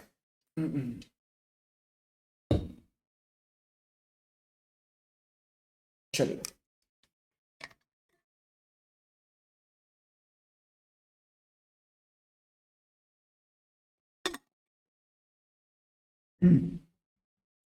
आ जाइए, आओ आओ आओ, क्या क्वेश्चन नंबर 18 के ऊपर बात करेंगे। देखिए, RERA a company incorporated under the companies act having turnover, अच्छा कितना है टर्नओवर, बोलो। टर्नओवर है यहाँ पे 100 करोड़ का, नेट प्रॉफिट है 3 करोड़, और अक्यूमुलेटेड लॉस है 50 करोड़ का, अच्छा। और सिक्योरिटी प्रीमियम में कितना पैसा है यहाँ पे, 300 crore as per audited accounts. The CFO informed the company that the CSR committee is required to be constituted. Advice to seek your advice to seek advice from a professional regarding criteria to constitute committee. क्या यहाँ पे committee बनाना पड़ेगा या नहीं बनाना पड़ेगा, तो अपन ने क्या बोला सर, बोलो जल्दी से। अगर नेट प्रॉफिट है 5, टर्नओवर है, नेटवर्थ है 500 और टर्नओवर 1000 या उससे ज्यादा, तो हम लोग कहेंगे कमेटी बनाएंगे, अदरवाइज कमेटी बनाएंगे क्या, नहीं सर कमेटी नहीं बनाएंगे। क्या कोई चीज अचीव हो रही है क्या, बोलो जल्दी से, क्या कोई चीज अचीव हो रही है क्या? नहीं सर, कोई भी क्राइटेरिया फुलफिल नहीं हो रहा है, तो साहब यहाँ पे क्या ऑब्लिगेटरी है क्या सीएसआर कमेटी को बनाना? नहीं सर, ऑब्लिगेटरी नहीं है। चले आगे, बोलो बोलो बोलो मेरे को जल्दी से। यस सर, चलिए आ जाओ नेक्स्ट वाले केस में। अब बात करेंगे क्वेश्चन नंबर 19 के ऊपर। अच्छा मुझे एक बात बताओ, ये नेटवर्थ की डेफिनेशन अपन ने कहाँ पे पढ़ी है? चैप्टर नंबर 1 में देखा है नेटवर्थ, या आपने अकाउंट्स के अंदर भी नेटवर्थ देखा होगा, जिसके अंदर पेड अप शेयर कैपिटल होता है, जिसके अंदर रिजर्व्स होता है, जिसके अंदर सिक्योरिटी प्रीमियम अकाउंट होता है, माइनस अक्यूमुलेटेड लॉसेस होता है। आप समझ रहे हैं क्या बात को? तो ये सारे चीजों से क्या बनता है? ये सारे चीजों से नेटवर्क बनता है। बराबर है? आ जाएंगे सर नेक्स्ट वाले पॉइंट पे, question number 19। The directors of element limited want to voluntary, ये क्या करना चाहते हैं? खुद से रिवाइज करना चाहते हैं, ठीक है ना? Okay sir. They have approach you to state to them the provision of companies act 2013 regarding voluntary revision of financial statements. तो यहां पे ये लोग वॉलेंटरीली रिवाइज करना चाहते हैं। मुझे जरा आप एक बात बताना कि क्या कोई व्यक्ति वॉलेंटरीली रिवाइज कर सकता है क्या फाइनेंशियल स्टेटमेंट्स? कर सकता है सर। क्या कर सकता है? बोलो जल्दी से। कर सकता है। वैसे आपने नहीं भी डाला तो भी चलेगा, ये इंस्टीट्यूट का सजेस्टेड आंसर है बेटा, इसलिए नेटवर्थ यहाँ पे डाला हुआ है, ठीक है ना? अगर आप एग्जाम में नहीं भी लिखते हो तो प्रिटी नॉर्मल, इंस्टीट्यूट आपसे ये नहीं चाहता कि आप नेटवर्थ और पेड अप कैपिटल और बाकी चीजें बताओ करके, है ना? ऐसा। चलिए सर आ जाओ। तो 3 साल तक अगर कंपनी को, बोर्ड को ऐसा लगता है, डायरेक्टर्स को ऐसा लगता है कि फाइनेंशियल्स या स्टेटमेंट या बोर्ड रिपोर्ट कंप्लाई नहीं करते प्रोविजन ऑफ 129 125 को, तो वो क्या कर सकते हैं? पिछले 3 any of the 3 years preceding after approval of tribunal application देके वो क्या कर सकते हैं? चेंजेस कर सकते हैं क्या? बिल्कुल बिल्कुल कर सकते हैं। तो ट्राइब्यूनल को नोटिस दिया जाएगा बेटा यहाँ पे, तो और ट्राइब्यूनल नोटिस किसको देंगी? सीजी और इनकम टैक्स को देंगी, और उनके रिप्रेजेंटेशन को कंसिडर करके ऑर्डर दे देंगी क्या? बिल्कुल बिल्कुल। उसके बाद ये कितने बार किया जा सकता है? साल में केवल और केवल 1 बार किया जा सकता है। रीजन फॉर रिवीजन भी आपको बताना पड़ेगा क्या? हाँ सर, बोर्ड रिपोर्ट के अंदर आपको डिस्क्लोज करना पड़ेगा रीजन जिसके कारण आप रिवीजन कर रहे हो, ठीक है? Limits on revision where companies have sent to the members or laid before the company, where the copies of previous financial statements or reports have been sent out to the member या delivered to ROC और laid before the company general meeting। Revision कहां से confined हो सकता है? केवल उतना correction जो 129 या 134 का है, और इसके अलावा जो भी कॉन्सिक्वेंशियल होते हैं ना, वहीं पे करेक्शंस हो सकते हैं। मतलब जितने 129 135 4 में गलत गए वो बता दो, या उसके कॉन्सिक्वेंशियल अल्टरेशन बता दो। सर इसके रिगार्डिंग मेरे को एक बात बताओ, रूल्स कौन फ्रेम करेगा? सेंट्रल गवर्नमेंट रूल्स फ्रेम करेगा। कौन फ्रेम करेगा? बोलो। सेंट्रल गवर्नमेंट रूल्स को फ्रेम करेगा यहाँ पे। The central government may make the rules for application of the provision of this act in relation to the revised financial statement or revised director report. Make differential provision with the previous statement, और यहाँ पे supplement करो indicating correction. Sir provision with respect to function of company auditor, और तीसरे अलावा require the directors to take such steps as may be prescribe करके। Basically sir अपन ये चीजें नहीं भी डाले तो भी चलेगा, ये वाला पॉइंट आपको सिर्फ इतना डालना है कि सेंट्रल गवर्नमेंट रूल्स को प्रिस्क्राइब करते हैं, बस आपको इतना डालना है। सर इस चैप्टर के अंदर सबसे ज्यादा सवाल किसके ऊपर आते हैं? सीएसआर के ऊपर आते हैं। फिर इसके अलावा जो साइन वाला है ना वो उसके ऊपर आते हैं, और रिवीजन के ऊपर ज्यादा सवाल आता है, ठीक है? रिवीजन ट्राइब्यूनल का भी आ सकता है, वॉलंटरी भी आ सकता है। बस आपको मेजर सवाल इसमें भी आते हैं, वो 8 साल और 3 साल वाले पॉइंट के ऊपर आते हैं कि कितने ईयर का कर सकते हो करके, है ना? ऐसा मैं बोल रहा हूँ, ठीक है? चलिए सर उसके बाद देखो, directors of the paid up capital, ये मेरे हिसाब से कमेटी का है। कमेटी का मैं आपको होमवर्क दे रहा हूँ। अपन ने देख लिया बहुत ज्यादा, 5 500 1000, अब तो लिमिट भी ध्यान में रह जाएंगे आपको, ठीक है? चलिए सर आइए आगे बढ़ेंगे। उसके बाद आपको एक्सप्लेन करना है इन ब्रीफ एनएफआरए के बारे में और सीएसआर कमेटी के बारे में। एनएफआरए के बारे में बताओ कि सेटअप बाय द गवर्नमेंट है एनएफआरए करके, है ना? जिसका काम है रिकमेंडेशंस करना, किसको? सीजी को। किसके बारे में? अकाउंटिंग एंड ऑडिटिंग पॉलिसीज के बारे में। सर ये मॉनिटर और एनफोर्स करता है स्टैंडर्ड्स को। फिर क्वालिटी ऑफ सर्विस देखता है प्रोफेशनल की, और उनको मेजर्स भी बताता है कि ये कंप्लायंस करे, और बाकी यहाँ पे ज्ञान भी देता है। फिर बोला जा रहा है कि यहाँ पे अदर फंक्शंस जो भी है ना वो सारे अदर फंक्शंस भी ये परफॉर्म कर सकते हैं। बाकी फिर सीएसआर कमेटी का आ गया आपका फेवरेट सवाल, 5, 500, 1000 आपको देखने को मिल ही जाएगा यहाँ पे। ठीक है, आ जाइए। अब बात करेंगे दिया के बारे में। क्या किसके बारे में बात करेंगे, बोलो दिया के बारे में सर चर्चा करेंगे। ठीक है, देखो क्या कहा जा रहा है यहाँ पे। Diya limited incorporated under the provision of companies act as 2 subsidiaries, Jay limited, Vijay limited. भाई साहब, all three companies have prepared their financial statements for the year entered on the 31st March 2021. Examine the provision of Companies Act, explain what in the manner subsidiaries Jai Limited and Vijay Limited shall prepare balance sheet and statement of P&L. उसके बाद बोला जा रहा है कि आपको DRS के बारे में बताना है, डीआरएस में क्या क्या आता है। अब डीआरएस का क्वेश्चन तो अपन ने कई बार देख लिए, तो आप इसको कैंसिल आउट कर सकते हैं क्वेश्चन को, क्योंकि पहले 2 क्वेश्चन ऑलरेडी डीआरएस के आ चुके हैं। वही है बेटा उसके अंदर, डीआरएस के अंदर कि आप एएस को फॉलो किया क्या, और मटेरियल डिपार्चर है तो आप डिफरेंस बताएंगे, गोइंग कंसर्न बेसिस पे हुए है क्या, इंटरनल फाइनेंशियल कंट्रोल्स है क्या, उसके बारे में बताना पड़ता है किसको, डायरेक्टर्स को। ठीक है, अब देखो इसके ऊपर आते हैं सर। जहां पे कंपनी के 1 और मोर सब्सिडरीज या एसोसिएट होते हैं ना, तो उनको फाइनेंशियल स्टेटमेंट्स के साथ साथ क्या बनाना पड़ता है, सीएफएस यानी कि कंसोलिडेटेड फाइनेंशियल स्टेटमेंट्स भी बनाना पड़ता है। And all of the subsidiaries same form या सेम मैनर में, that of its own and accordance applicable accounting standard, वो एजीएम के अंदर क्या रखेंगे, फाइनेंशियल स्टेटमेंट्स को लेट डाउन करेंगे क्या, हाँ सर करेंगे। अब इसके साथ साथ कंपनी को देखो, company shall also attach with its financial statement separate statement containing, मतलब जो मेन कंपनी है ना वो क्या, separate statement containing salient features of subsidiary and associates in form AOC1। Central government में provide consolidation of accounts of company के rules बताती है। अब यहाँ पे देखो क्या बोला गया, कंसोलिडेशन अकाउंट्स करना पड़ेगा होल्डिंग के द्वारा, दैट इज दिया लिमिटेड क्या करेंगी, खुद के अकाउंट्स के साथ साथ जय और विजय के फाइनेंशियल स्टेटमेंट्स को लेके भी कंसोलिडेट करेंगी। Shall prepare financial statement P&L normally by following the provision compliant with the applicable accounting standards करके। मतलब ये क्वेश्चन तो मेरे को ऐसा लग रहा है कि जब होता नहीं है कि अपने को एग्जैक्ट कोई आंसर नहीं आ रहा तो अपन ऐसा घूम फिरा के कुछ तो भी लिख देंगे, वैसा लिखा है कि बोल के रखा है कि एक कंपनी को एफएस के साथ साथ सीएफएस भी बनाना पड़ता है अगर उसकी सब्सिडरी या एसोसिएट्स होते हैं तो।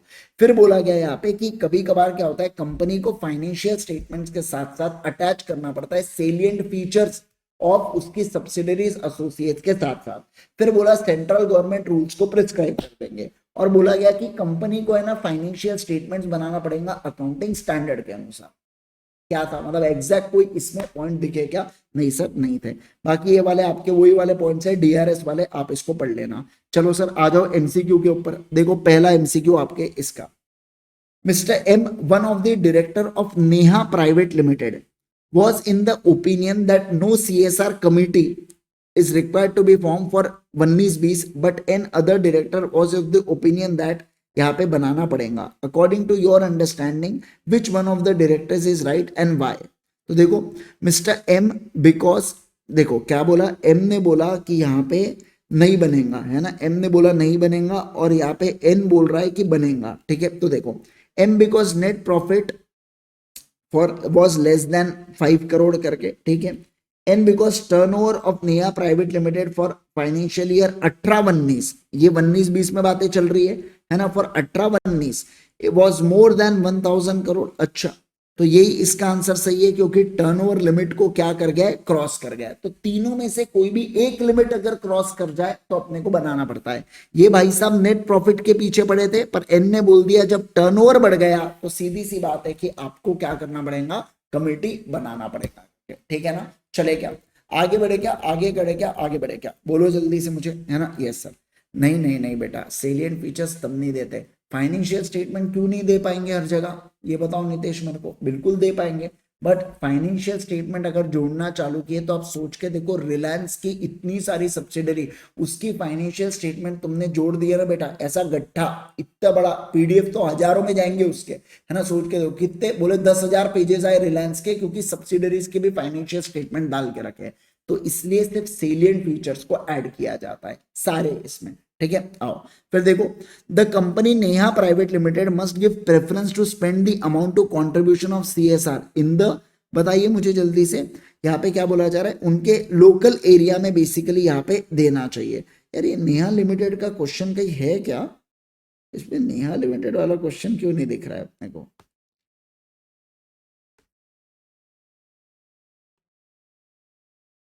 नेहा लिमिटेड वाला क्वेश्चन क्यों नहीं है?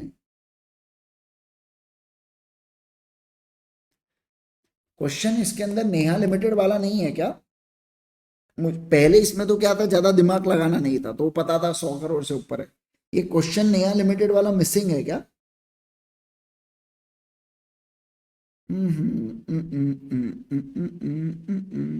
एक मिनट रुको, अपने बुक में, अपने बुक में और कहीं है क्या वो देखना पड़ेगा।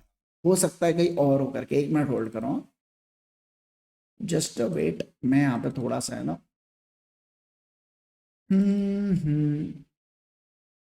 नेहा लिमिटेड,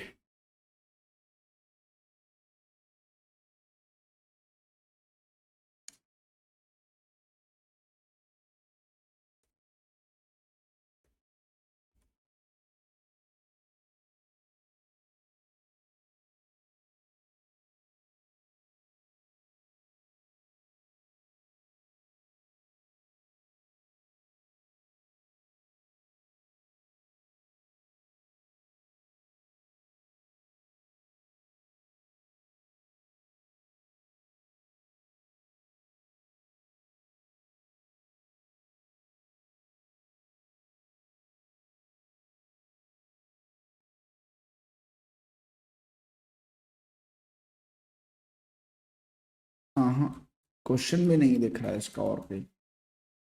तो क्वेश्चन कहाँ गया? थर्ड क्वेश्चन है बोल रहे।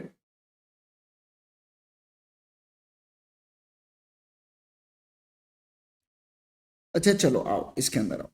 According to CSR committee it shall consist of 3 और more directors for Neha private limited. ना ना ना ना, ये केवल और केवल 2 डायरेक्टर से बन सकता है। ये सिटी के का मतलब क्या होता है, स्टेट वाइड बेसिकली। चलो ये बता दो मेरे को, कहाँ पे प्रेफरेंस दिया जाएगा बेटा? लोकल एरिया में प्रेफरेंस दिया जाएगा। तो जान दो case study, without case studies मैं आपको बता देता हूँ, ठीक है। तो लोकल एरिया में आपको प्रेफरेंस देना पड़ेगा क्या? हाँ सर, लोकल एरिया में आपको प्रेफरेंस देना पड़ेगा। फिर देखो, Neha limited shall spend during the ultra on CSR कितना? एटलीस्ट 0.04, एटलीस्ट नहीं, यहाँ पे 2% ऑफ नेट प्रॉफिट होना चाहिए, ठीक है ना। तो एवरेज नेट प्रॉफिट मतलब एवरेज नेट प्रॉफिट कितना आया होगा बोलो जल्दी से? 0.04 डिवाइडेड बाय अगर मैं 2% करूं, मतलब कि 1 करोड़ रुपए यहाँ पे एवरेज नेट प्रॉफिट आया होगा 3 सालों का, है ना। 3 सालों का नेट प्रॉफिट आया होगा 1 करोड़ रुपए, उसका अपने को 2% स्पेंड करना है, ठीक है। चलिए सर और देखो क्या sir, G limited a company having CSR committee decides to spend utilize half of the amount of CSR on activities for the benefit of all employees। ना कर सके, ना कर सके, ना कर सके, ठीक है। देखो, and remaining half on the CSR on activities benefit of the family members of employ. तो मुझे बताइए, क्या आप यहाँ पे मुझे बताओ क्या बोला? As per the provision of companies act this would mean that, क्या बोलता है कि नो अमाउंट ऑफ CSR खर्चा गया जी लिमिटेड के द्वारा। मतलब बेसिकली क्या हो गया सर, बोलो ना जल्दी से। बेसिकली सर यहाँ पे इसका ये मतलब हो गया कि ये अमाउंट ऑफ CSR खर्चा किया जाएगा क्या? नहीं सर, यहाँ पे नहीं किया जाएगा। आपको नहीं दिख रहा है क्या? बात कर रहे हो? एक मिनट एक मिनट एक मिनट, ये नहीं दिख रहा है आपको? दिख तो रहा है जी। अभी अभी वो ब्लॉक हो गया था क्या ऐसा? मैं फिफ्थ वाले क्वेश्चन की बात कर रहा हूँ, है ना। आ जाओ, हाँ ठीक है ठीक है, अभी ठीक है। आओ यहाँ पे, ये नया क्वेश्चन सर। अब यहाँ पे तो कुछ है ही नहीं, मतलब जी लिमिटेड के बारे में बात किया जिसने खर्चा कर दिया एम्प्लॉयज के ऊपर और फैमिली मेंबर्स ऑफ एम्प्लॉयज के ऊपर। तो मुझे बताइए, क्या आप ऐसा खर्चा कर सकते हो CSR का एम्प्लॉयज के बेनिफिट के लिए? क्या आप कर सकते हो क्या? बोलो जल्दी से मुझे। नहीं सर, नहीं कर सकते। पहला डेफिनेशन ही था स्टैट्यूटरी ऑब्लिगेशन एक्सक्लूडिंग वो सारी बातें जिसमें वो उर्वशी, याद आ रहा है आपको, मतलब सॉरी ऋषभ पंत आया था, याद आ रहा है क्या? है ना, बस वही चीज के रिगार्डिंग बात करेंगे। हाँ आईपैड खराब, मनवीर एक गिफ्ट कर दो मेरे को, है ना। आ जाओ, चलिए सर। कंपनी कैन रीओपन या recast it books on application to tribunal is made by ROC नहीं दे सकता, मेंबर नहीं दे सकता, बीओडी नहीं सकता, इनकम टैक्स अथॉरिटी दे सकता है। सर सेबी होता तो वो भी दे सकता है क्या? हाँ सर सेबी भी दे सकता है। ट्राइब्यूनल को एप्लीकेशन इनके द्वारा किया जा सकता है क्या? बिल्कुल बिल्कुल दे सकते हैं। ठीक है चलिए सर आ जाओ चालू करो तुम्हारा। देखो आओ पढ़ेंगे इसको। ABC limited a pharmaceutical company was having manufacturing plant in the Solan Himachal Pradesh. Address of its registered office as informed to ROC was one of the director's office situated in Mumbai. To comply with the provision of Companies Act, it was keeping all its books of accounts and relevant papers at RO. After some time, director of the company found it difficult to maintain books of accounts at RO, so duly conveyed in the meeting of the board of directors, it was decided that books of accounts and other relevant papers be kept at the office situated in Solan. Solan का हिमाचल प्रदेश में। With in which time the registrar must be given notice about the decision. बताइए मेरे को जल्दी से कितने समय के अंदर, सारे लोग बताओ मेरे को कितने समय के अंदर आपको इन्फॉर्म करना पड़ता है? क्या करना पड़ता है बोलो? आपको बोलो ना बोलो ना बोलो ना, बताओ जल्दी से मुझे। क्या यहाँ पे बोला जा रहा है कि कितने समय के अंदर आपको इन्फॉर्म करना पड़ेगा? जब से आपने डिसीजन लिया है वहां से 7 दिन के अंदर आप आरओसी को इन्फॉर्म करते हो न्यू प्लेस के बारे में। किसके बारे में? न्यू प्लेस जहां पे आप आपके बुक्स ऑफ अकाउंट्स रखने वाले हो। बराबर है क्या? बोलो बोलो बोलो। यस सर 7 दिन के अंतर्गत। उसके बाद देखिए फिर ABC Manufacturers Limited is a listed company quoted as NSA. The company closes ROM in June and August 2017 for 12 and 21 days. तो कितने हो गए टोटल अभी तक? 33 डेज हो गए। CFO has informed company secretary to consider closing in December for another 15 दिन। अरे नहीं कर सकते बाबू, केवल और केवल 45 डेज के लिए साल भर में होता है, 33 तो तुमने निपट लिए। तो ऐसे केस के अंदर हम कहेंगे अब बचे कितने? अब बचे हैं तुम्हारे पास केवल और केवल 12 बचे हैं क्या?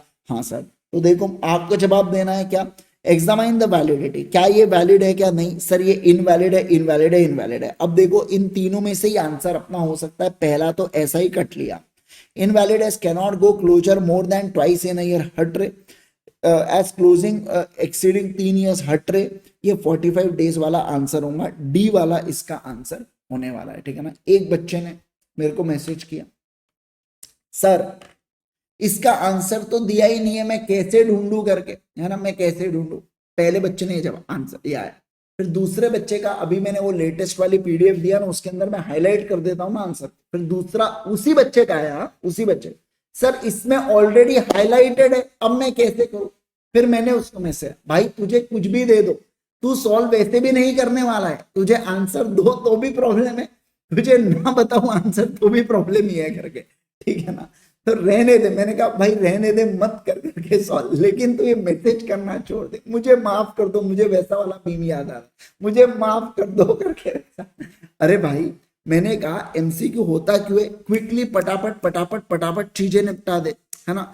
लेकिन आप अलग ही बोले, अरे नहीं यार मतलब अब अरे यार बंद कर यार, बंद कर बोला यार, इरिटेट मत कर बस तू, है ना। चलो चलिए सर नेक्स्ट वाले केस में आइए, 9th वाले पॉइंट को। अच्छा मुझे बताओ आपको केस स्टडी भी चाहिए क्या? केस स्टडी के भी मतलब ऐसा कुछ नहीं है, कर सकता हूँ केस स्टडी का, अगर आपको चाहिए तो मैं उसकी भी पीडीएफ आपको दे सकता हूँ अगर आपको चाहिए तो, है ना। पर दोनों तरफ से बजाना है आपको, मैं क्या बोलूं यार, आप बताओ, हर चीज में प्रॉब्लम है ना, हर चीज में कुछ ना कुछ काढ़िया करते हैं। अरे भाई साहब फटाफट फटाफट सॉल्व करने का, आगे बढ़ने का, डायरेक्ट इसमें क्या इतना टेंशन, है ना। आपको एमसी दिमाग तो यूज करोगे ना सॉल्व करने के लिए, कि बस सीधा क्वेश्चन पढ़े कि आंसर देके क्या करोगे? हाँ ऐसा चाहिए तो बताओ मेरे को। चलो ठीक है, ठीक है, जमा दूंगा मैं आपके लिए, पर अभी नहीं करता हूँ, अभी आपकी बैच होने देता हूँ, फिर उसके अंदर मेरे को आप लगभग 1 महीने का समय दो, फिर उसके अंदर मैं थोड़ा प्रिपेयर करता हूँ अपने डॉक्यूमेंट और फिर शेयर कर दूंगा। जो आपका ये है ना, मैं इन्फॉर्म कर दूंगा आपको, मैं ग्रुप के ऊपर अपने, तो मैंने जो आपको लिंक दिया उसके ऊपर ही अपडेट कर दूंगा केस स्टडी की पीडीएफ, ठीक है ना। पर मैं फिर से वही कहूंगा आपके साथ कि प्लीज आप ज्यादा टाइम मत देना, एमसीक्यूज के लिए, ज्यादा टाइम आप देना डिस्क्रिप्टिव के लिए, एमसीक्यूज आपके हो जाएंगे साथ साथ में। मैं फिर से ये कह रहा हूं, ये वो सब नहीं है बेटा, आपका इकोनॉमिक्स या मैथ्स का पेपर नहीं है जहां आप एमसीक्यू लेके बैठे, है ना। अरे बच्चे क्या होता है कि वो दुनिया से बाहर ही नहीं आ रहे फाउंडेशन के, फाउंडेशन हो गया तो उसके लिए डेडिकेटेडली टाइम आप कभी नहीं देंगे, कोई भी इसके लिए मत देना। अगर आपको डिस्क्रिप्टिव आते हैं तो आपको एमसीक्यू बाय डिफॉल्ट आने वाले हैं, समझना बात को, बच्चों का खेल रहेगा आपके लिए, ठीक है। चलो आगे बढ़े क्या, आगे बढ़े क्या, बोलो जल्दी से मुझे, है ना। चलिए सर देखो नेक्स्ट, फील रिच। अच्छा, feel rich having its registered office at new Delhi is a subsidiary of German company Richman Company Limited. Okay. The financial year of the parent holding company ends on 31st December. The company intends to follow different financial year for consolidation of its accounts with the parent company situated in India. For doing so, it requires to take prior permission of the competent authority. तो आपको बताना है for the purpose of following who will be the competent authority. Sir registrar होगा, tribunal होगा, सेबी होगा या MC होगा, तो इसमें आंसर होगा रजिस्ट्रार होगा। करके आपको रजिस्ट्रार से अप्रूवल लेना पड़ता है। यहाँ पे एमसीए के पास जाएंगे कि आप सीधा बोले सीधा मिनिस्ट्री से बात करो, ऐसा नहीं होता। ट्राइब्यूनल तो जब झगड़े होते हैं तब आते हैं बेटा, और सेबी तो ऑल टुगेदर जिसका गेम ही अलग है। तो इसका आंसर कभी कभार देखो आपके साथ ऐसा होगा कि आपको मान लो जैसे आंसर नहीं समझ में आ रहा, तो ऐसे एक्सक्लूजन वाले पहले ये देखो कि कौन से ऑप्शन कट रहे हैं करके, फिर ऑप्शन में से थोड़ा सा और क्लैरिटी मिलती है कि किससे हो सकता है लॉजिकली, वो आंसर रहने वाला है, ठीक है। आ जाइए सर, उसके बाद 10th वाला point, during the half year. अच्छा सर ये कहा अपने को आया है, कहीं पे भी नहीं आया है ये अपने को, लेकिन मतलब पता होना चाहिए, एक्स्ट्रा थोड़ा सा डाल रखा है यहाँ पे, कोई रूल्स में है ये, ठीक है। आ जाओ देखो क्या, उसके बाद अच्छा एक और चीज बता दूं, ये जो एमसीक्यूज है ये सर कहाँ के, ये एक बात बताओ, ये एमसीक्यूज अभी तक तो अटेम्प्ट भी नहीं हुआ, तो कहाँ से एमसीक्यूज लाया। तो ऐसा नहीं है कि एमसीक्यूज थे नहीं, इंस्टीट्यूट कई बार एमसीक्यूज आपको देती है, आप समझ रहे बात को, जैसे मॉड्यूल के पीछे हुआ, पहले आरटीपी एमटीपी हुआ, अभी अभी तो इंट्रोड्यूस कर दिया था 2 सालों से इंस्टीट्यूट ने, तो उसके भी पूरे एमसीक्यूज को इकट्ठा करके यहाँ पे डाला है। अब जब नया कोर्स आया ना तो इन्होंने क्या किया, कुछ चीजें ऐड कर दी। जैसे अगर मैं बात करूं, आपने वो देखा होगा ना इलेक्ट्रॉनिक रिकॉर्ड्स वाला जो पॉइंट था, इलेक्ट्रॉनिक रिकॉर्ड्स में बहुत सारी चीजें थी, तो वो नया पॉइंट इस बार ऐड किया इन्होंने, पर कुछ कुछ पॉइंटर्स को थोड़ा थोड़ा उड़ा दिया है यहाँ पे। और ये है ना कुछ कुछ चीजें आपको है ना इसमें भी देखने मिलेंगी अपने को। अभी अपने को चैप्टर नंबर 1 भी पढ़ना है, भूल तो नहीं गए आप, चैप्टर नंबर 1 की डेफिनेशन बची हुई है अपनी, तो सर छोड़े क्यों, क्योंकि जब पूरा लॉ पढ़ देंगे तो डेफिनेशंस पढ़ना एकदम चिल्लर रहेगा अपने लिए, खटखट खटखट पढ़ के आगे बढ़ जाएंगे उसको, क्योंकि पता रहेगा अपने को इसका क्या मतलब होता है, उसका क्या मतलब होता, समझ रहे आप बात को, है ना। चलिए सर, हाँ फाइनेंशियल ईयर के डेफिनेशन में भी था, क्या बात, अरे भाई साहब यार याद तो यार बहुत रहता है यार तुमको, इतना याद मत रखा करो यार तुम, है ना। चलो आप चलो चलो चलो सर आइए आगे बढ़ेंगे। मैं मेरे को डर लग रहा कि यार एक आधा कोई ऐसा 100 में से 100 ना लेके आ जाए, मतलब ऐसा एकदम ये, ठीक है। आओ, during the half year ended September 20, BOD of the Gold Leaf Limited has made an application to tribunal for revision in the accounts of the company for the financial year ended on March 2018. Further, during the year ended on March 21, the board of directors has again made an application to tribunal for revision of the board report pertaining to year March 20. मान ही नहीं रहे बेटा ये तो यहाँ पे, है ना। आओ, you are required to state the validity of the acts. मुझे बताइए क्या यहाँ पे वैलिड है क्या, सारे लोग बोलो हाँ सर वैलिड है। क्यों वैलिड है, क्योंकि दोनों ईयर अलग अलग है ना, बोलो ना जल्दी से सर, दोनों ईयर अलग अलग है ना, हाँ सर दोनों ईयर अलग अलग यहाँ पे है। तो ऐसे केस के अंदर साल में एक बार अपन यहाँ पे डाल सकते हैं क्या, बिल्कुल। वो मार्च 20 का था, ये किसका है, ये 21 का है, तो चल जाएगा क्या, बिल्कुल बिल्कुल चलने वाला है सर, कोई बात ही नहीं है इसके अंदर, ठीक है ना। चलिए सर, तो ये बिल्कुल वैलिड है क्योंकि अलग अलग ईयर डिफरेंट ईयर के बारे में यहाँ पे बात बोला गया। चैप्टर 9 यहाँ पे होता है समाप्त, ठीक है। चलिए सर आ जाओ, यहाँ पे ध्यान दो, एग्जामिनेशन तो मेरे को सबसे चाहिए भाई साहब, मैं पहले ही बता रहा हूँ, नहीं तो कोई मतलब नहीं है इतना नोट्स बनाने का, क्वेश्चन करने का, क्लास के अंदर एमसीक्यू भी करने का, कोई मतलब नहीं है, मैं सही में बता रहा हूँ, एग्जामिनेशन चाहिए भैया लॉ में, तो मजा आएगा अपने को, तो ऐसा लगना चाहिए क्या मजा आ गया यार। जब पेपर देखो, मैं आपको एक बात बताऊँ क्या, जब आप पेपर लिख के आओगे ना आपको पता चल जाएगा कि आपको एग्जामिनेशन आ रहा है नहीं आ रहा है, आपका पेपर कैसा गया नहीं गया, अपने को अंदर इनबिल्ट फीलिंग आना। बाकी लोग कितना भी गंदा पेपर जाए, कुछ भी जाए, अगर अपना अच्छा गया है तो अपने को पता होता है मेरा अच्छा गया है भैया पेपर, मेरे को बाकियों का नहीं पता, मेरा तो पेपर अच्छा गया है करके, आप समझ रहे क्या। तो वो थोड़ा सा मतलब मेरे को ऐसा लगता है कि अपने को पता होता है, तो थोड़ा आपको एफर्ट्स देना है। बाकी अपन क्लास में रिवीजन ये सब चीजें कराएंगे, लेकिन ये मैं आपको फिर भी बता दूं कि ये सब एफर्ट्स से आपका 40% ही कवर होता है, 60% आप ही के एफर्ट्स होते हैं। आप समझो, क्लासेस करने से, सब कुछ करने से 40% ही पढ़ाई होती है किसी भी केस में, है ना। आपका 60% आपके ऊपर होता है कि आप खुद से कितना एफर्ट्स देते हो। अभी क्या हुआ था कि जो May 24 वाले बच्चे थे ना, तो इनका क्या हुआ कि इनको पहले से लग रहा था कि एग्जाम मई की किस में होंगी, जून में होंगी। तो ये बहुत ज्यादा है ना अप्रैल के महीने में लेथार्जिक हो गए थे। आप समझना, अप्रैल क्या तो है करके एग्जाम तो जाने ही वाली आ गया। अब बाद में क्या हुआ, आईसीआई ने बम्बू दिया कि नहीं मई का पेपर मई में ही होगा करके। आप समझना, ये बम्बू दिया तो लोग तिल मिला गए, ऐसे कैसे आईसीआई कर, अरे ये क्या बात। एक तो बेचारी वो इलेक्शन के अंदर तुम्हारे पेपर रखवाली जुगाड़ कर करके लोगों से बात कर करके, कितना डिफिकल्ट आईसीआई के लिए होगा पहले ये समझो आप, है ना। उसमें भी लोग यहाँ पे बोल रहे कि अरे आईसीआई आईसीआई ये आईसीआई है, अरे काय का है, तुम्हारे ऊपर आया है, तुमने पढ़ाई छोड़ी, आईसीआई ने थोड़ी बोला कि तुम पढ़ाई छोड़ दो करके। हाँ, ये भी मैं डेफिनेटली बोल सकता हूँ कि यार पास्ट ट्रेंड्स को कभी कभार देख के जजमेंट लिया जाता है, पर इसका ये मतलब थोड़ी है कि तुम पढ़ाई छोड़ दो करके कोर्टों में जा रहे वहां पे, है ना। कोर्ट में भी कौन जा रहे, वो एडवोकेट जा रहे। अरे भाई साहब तुम रुको रे, थोड़ा सा रुक जाओ रे, हमको छोड़ दो रे, हमारे पेपर होने दो। इससे क्या होता है, बच्चा और डिस्टर्ब हो जाता है, और बच्चे को भी फिर अब उसके अगर फीड में वही सब आ रहा क्या आई, और फिर बाकी यूट्यूब चैनल वाले कसर नहीं छोड़ते बेटा, है ना। क्या होंगे एग्जाम पोस्टपोन इस बार, क्या इस बार भी आईसीआई को झुकना पड़ेगा। अरे भाई साहब यार तुम रुको रे, थोड़ा शर्म करो रे, थोड़ा कुछ तो शर्म करो। मतलब व्यूज के चक्कर में कुछ भी करते, है ना। आओ, पर अब ठीक है, अब क्या बोलना, लोगों को भी पसंद आता वो सब, इसलिए देखते रहते बेटा, और फिर अल्टीमेटली क्या होता है कि अपना दिमाग खराब कर डालते। आप देखना पूरे अल्टीमेट सीए के चैनल के ऊपर आपको ऐसा वाहियात वीडियो कोई नहीं मिलेगा। मैं आपको क्या कहता हूं, मैं आपको यकीन से कहता हूं, एक भी फैकल्टीज नहीं जाती जब तक अगर हमारे पास कोई प्रूफ नहीं आ जाए डॉक्यूमेंटेड फॉर्म में, तब तक तो बिल्कुल ही नहीं जाते हम लोग। अब देख लो, चाहे तो देख लो, हमारा चैनल पूरा उठा के देख लो आप यहाँ पे, तो आप समझिए बात को। वो क्लैरिटी नहीं देते और आपको ब्लर कर डालते ब्लर, है ना। चलिए आइए, तो और क्या बोलना आप गाइस, मेहनत लगती है आपके लिए वीडियो बनाने के लिए, प्लीज सब्सक्राइब कर दीजिए इस चैनल को। आओ सर, चलिए आ जाइए, चलेंगे नेक्स्ट वाले केस के ऊपर, सारे के सारे लोग आ जाएंगे जल्दी जल्दी, है ना। अच्छा, मैं बीच में देखा यार, फिर मैं 2-4 वीडियो और देखा, मेरे को आवाज सब मेरे को लग रहा था यार, ये कुछ तो भी आप समझो यार ये कुछ फॉल्ट है। अगर अपन लोग 100 चीजें पढ़ रहे हैं तो अपने को 30 चीजें याद नहीं रहेंगी। आप खुद से एक्सपेक्ट मत करो आपको 70 ही याद रहना चाहिए, और यही अच्छी बात है, तभी आप अगली बार पढ़ोगे। अगर 100 में से 100 चीजें याद रही तो बात ही क्या रह जाती बेटा फिर, है ना। ऐसा मैं क्या, ठीक है ठीक है, कुछ कुछ जगह बेटा स्लो चलाना पड़ता होगा, निश्चय हो सकता है, वो सर ज्यादा अच्छे से जानते होंगे ना उसके बारे में, है ना। यस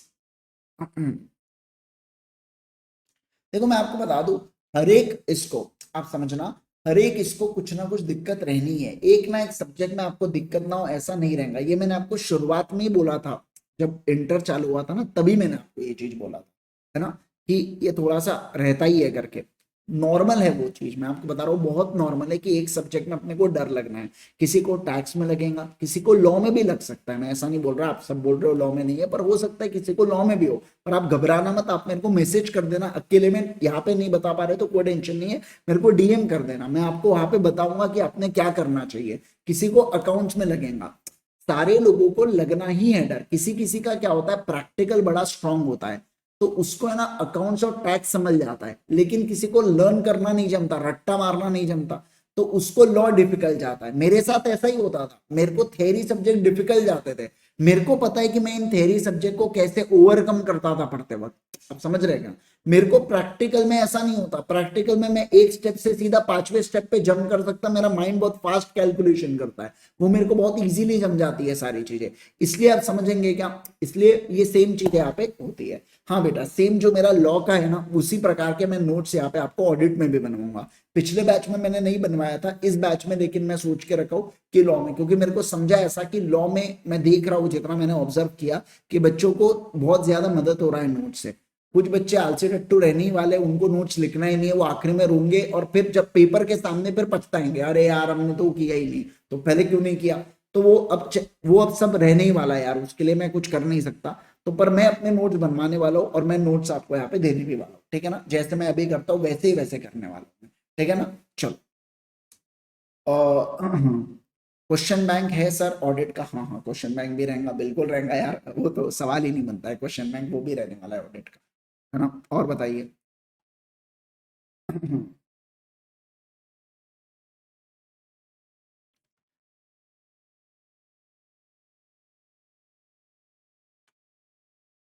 सजेस्टेड से होती है, मेरे को पूरा एक्चुअली है ना वो दिख नहीं रहा है यार, आप जो कह रहे हो ना वैष्णवी, मेरे को पूरा नहीं दिख रहा है यहाँ पे, एक लिमिट तक दिख रहा है ना।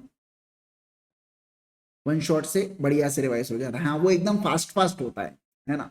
अब किसी बाहर वाले को लग सकता है वो फास्ट है, लेकिन जो बच्चा अपने से पढ़ा होता है उसको वन शॉट फास्ट नहीं लगता, उसको बहुत नॉर्मल लगता है वो वन शॉट, ऐसा थोड़ा सा, है ना ऐसा। हाँ।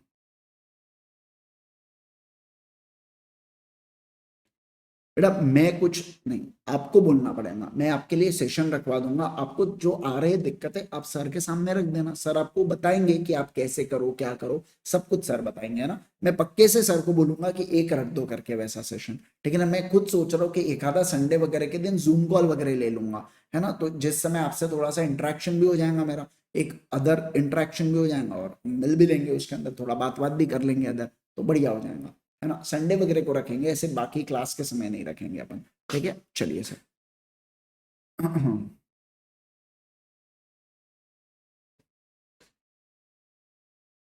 बेटा घबराने का नहीं नाम, ज्यादा घबराने का नहीं, रोस्ट किया तो किया, मैं भी करता कभी कभार रोस्ट, लेकिन मैं थोड़ा सा बाद में करता जब मैं बहुत ही इरिटेट हो जाऊँ, 3-4 बार, मैं 2 बार में ही समझा था क्लास में बेटा, तीसरी बार एक बार बता, अब चौथी पांचवी बार भी आया ना फिर थोड़ा सा ये हो जाता है, ठीक है ना। डरो मत उससे बेटा, कोई डरो मत, है ना, डरो मत, कोई नहीं कोई नहीं। चलो चालू करूँ क्या मैं, बोलो ना, मैं चालू करूँ क्या अगले इस पे, आ जाओ, मैं अगले इस पे आ जाता हूँ, ठीक है ना। चलो सर, सारे के साथ देखो, मेरे से ना कभी कभार गलती से हो सकता है किसी का डाउट रह जाए करके, कभी कभार आप कमेंट कर दे तो मेरा पढ़ाते के मोड में क्या हो जाता है, रह जाता है, कभी कभार स्क्रीन दूसरी चल रही होती है, कमेंट नहीं चलता है, तो आप ये मत समझना कि मैंने आपको पर्पसफुली इग्नोर किया हो करके, ऐसा कभी मत समझना। हो सकता है क्लास में थोड़ी छेड़खानी करूँ, मनवीर को थोड़ा सा बजाऊंगा, ऐसा कुछ कुछ करते रहूंगा, तो आप उसमें डरना मत, आप मेरे को डीएम कर सकते हैं कभी भी, समझ रहे हैं क्या बात को, आप बिंदास मेरे को कर सकते हो डीएम, कोई प्रॉब्लम नहीं है मेरे को, हो सकता है मैं उसमें भी बजाऊँ आपको, लेकिन फिर भी आप डीएम करना, मैं ये कह रहा हूँ आपको, समझे क्या, है ना ऐसा, तो घबराना मत, ठीक है। चलिए सर, हाँ बहुत अच्छा लगा अल्पना, मुझे ये चीज सुन के बहुत अच्छा लगा, अमेजिंग, ठीक है। चलिए सर आ जाओ यहाँ पे। ठीक है, चलो यार, मैं अब आगे बढ़ूंगा, आप सारे के सारे लोग आ जाएंगे, प्लीज थोड़ा सा फोकस करना, अब आप ज्यादा ही खुल रहे हो मेरे सामने, है ना, मैं चाहूंगा कि अब इतना भी ना खुलो, है ना। आओ सारे के सारे लोग आ जाओ आ जाओ आ जाओ।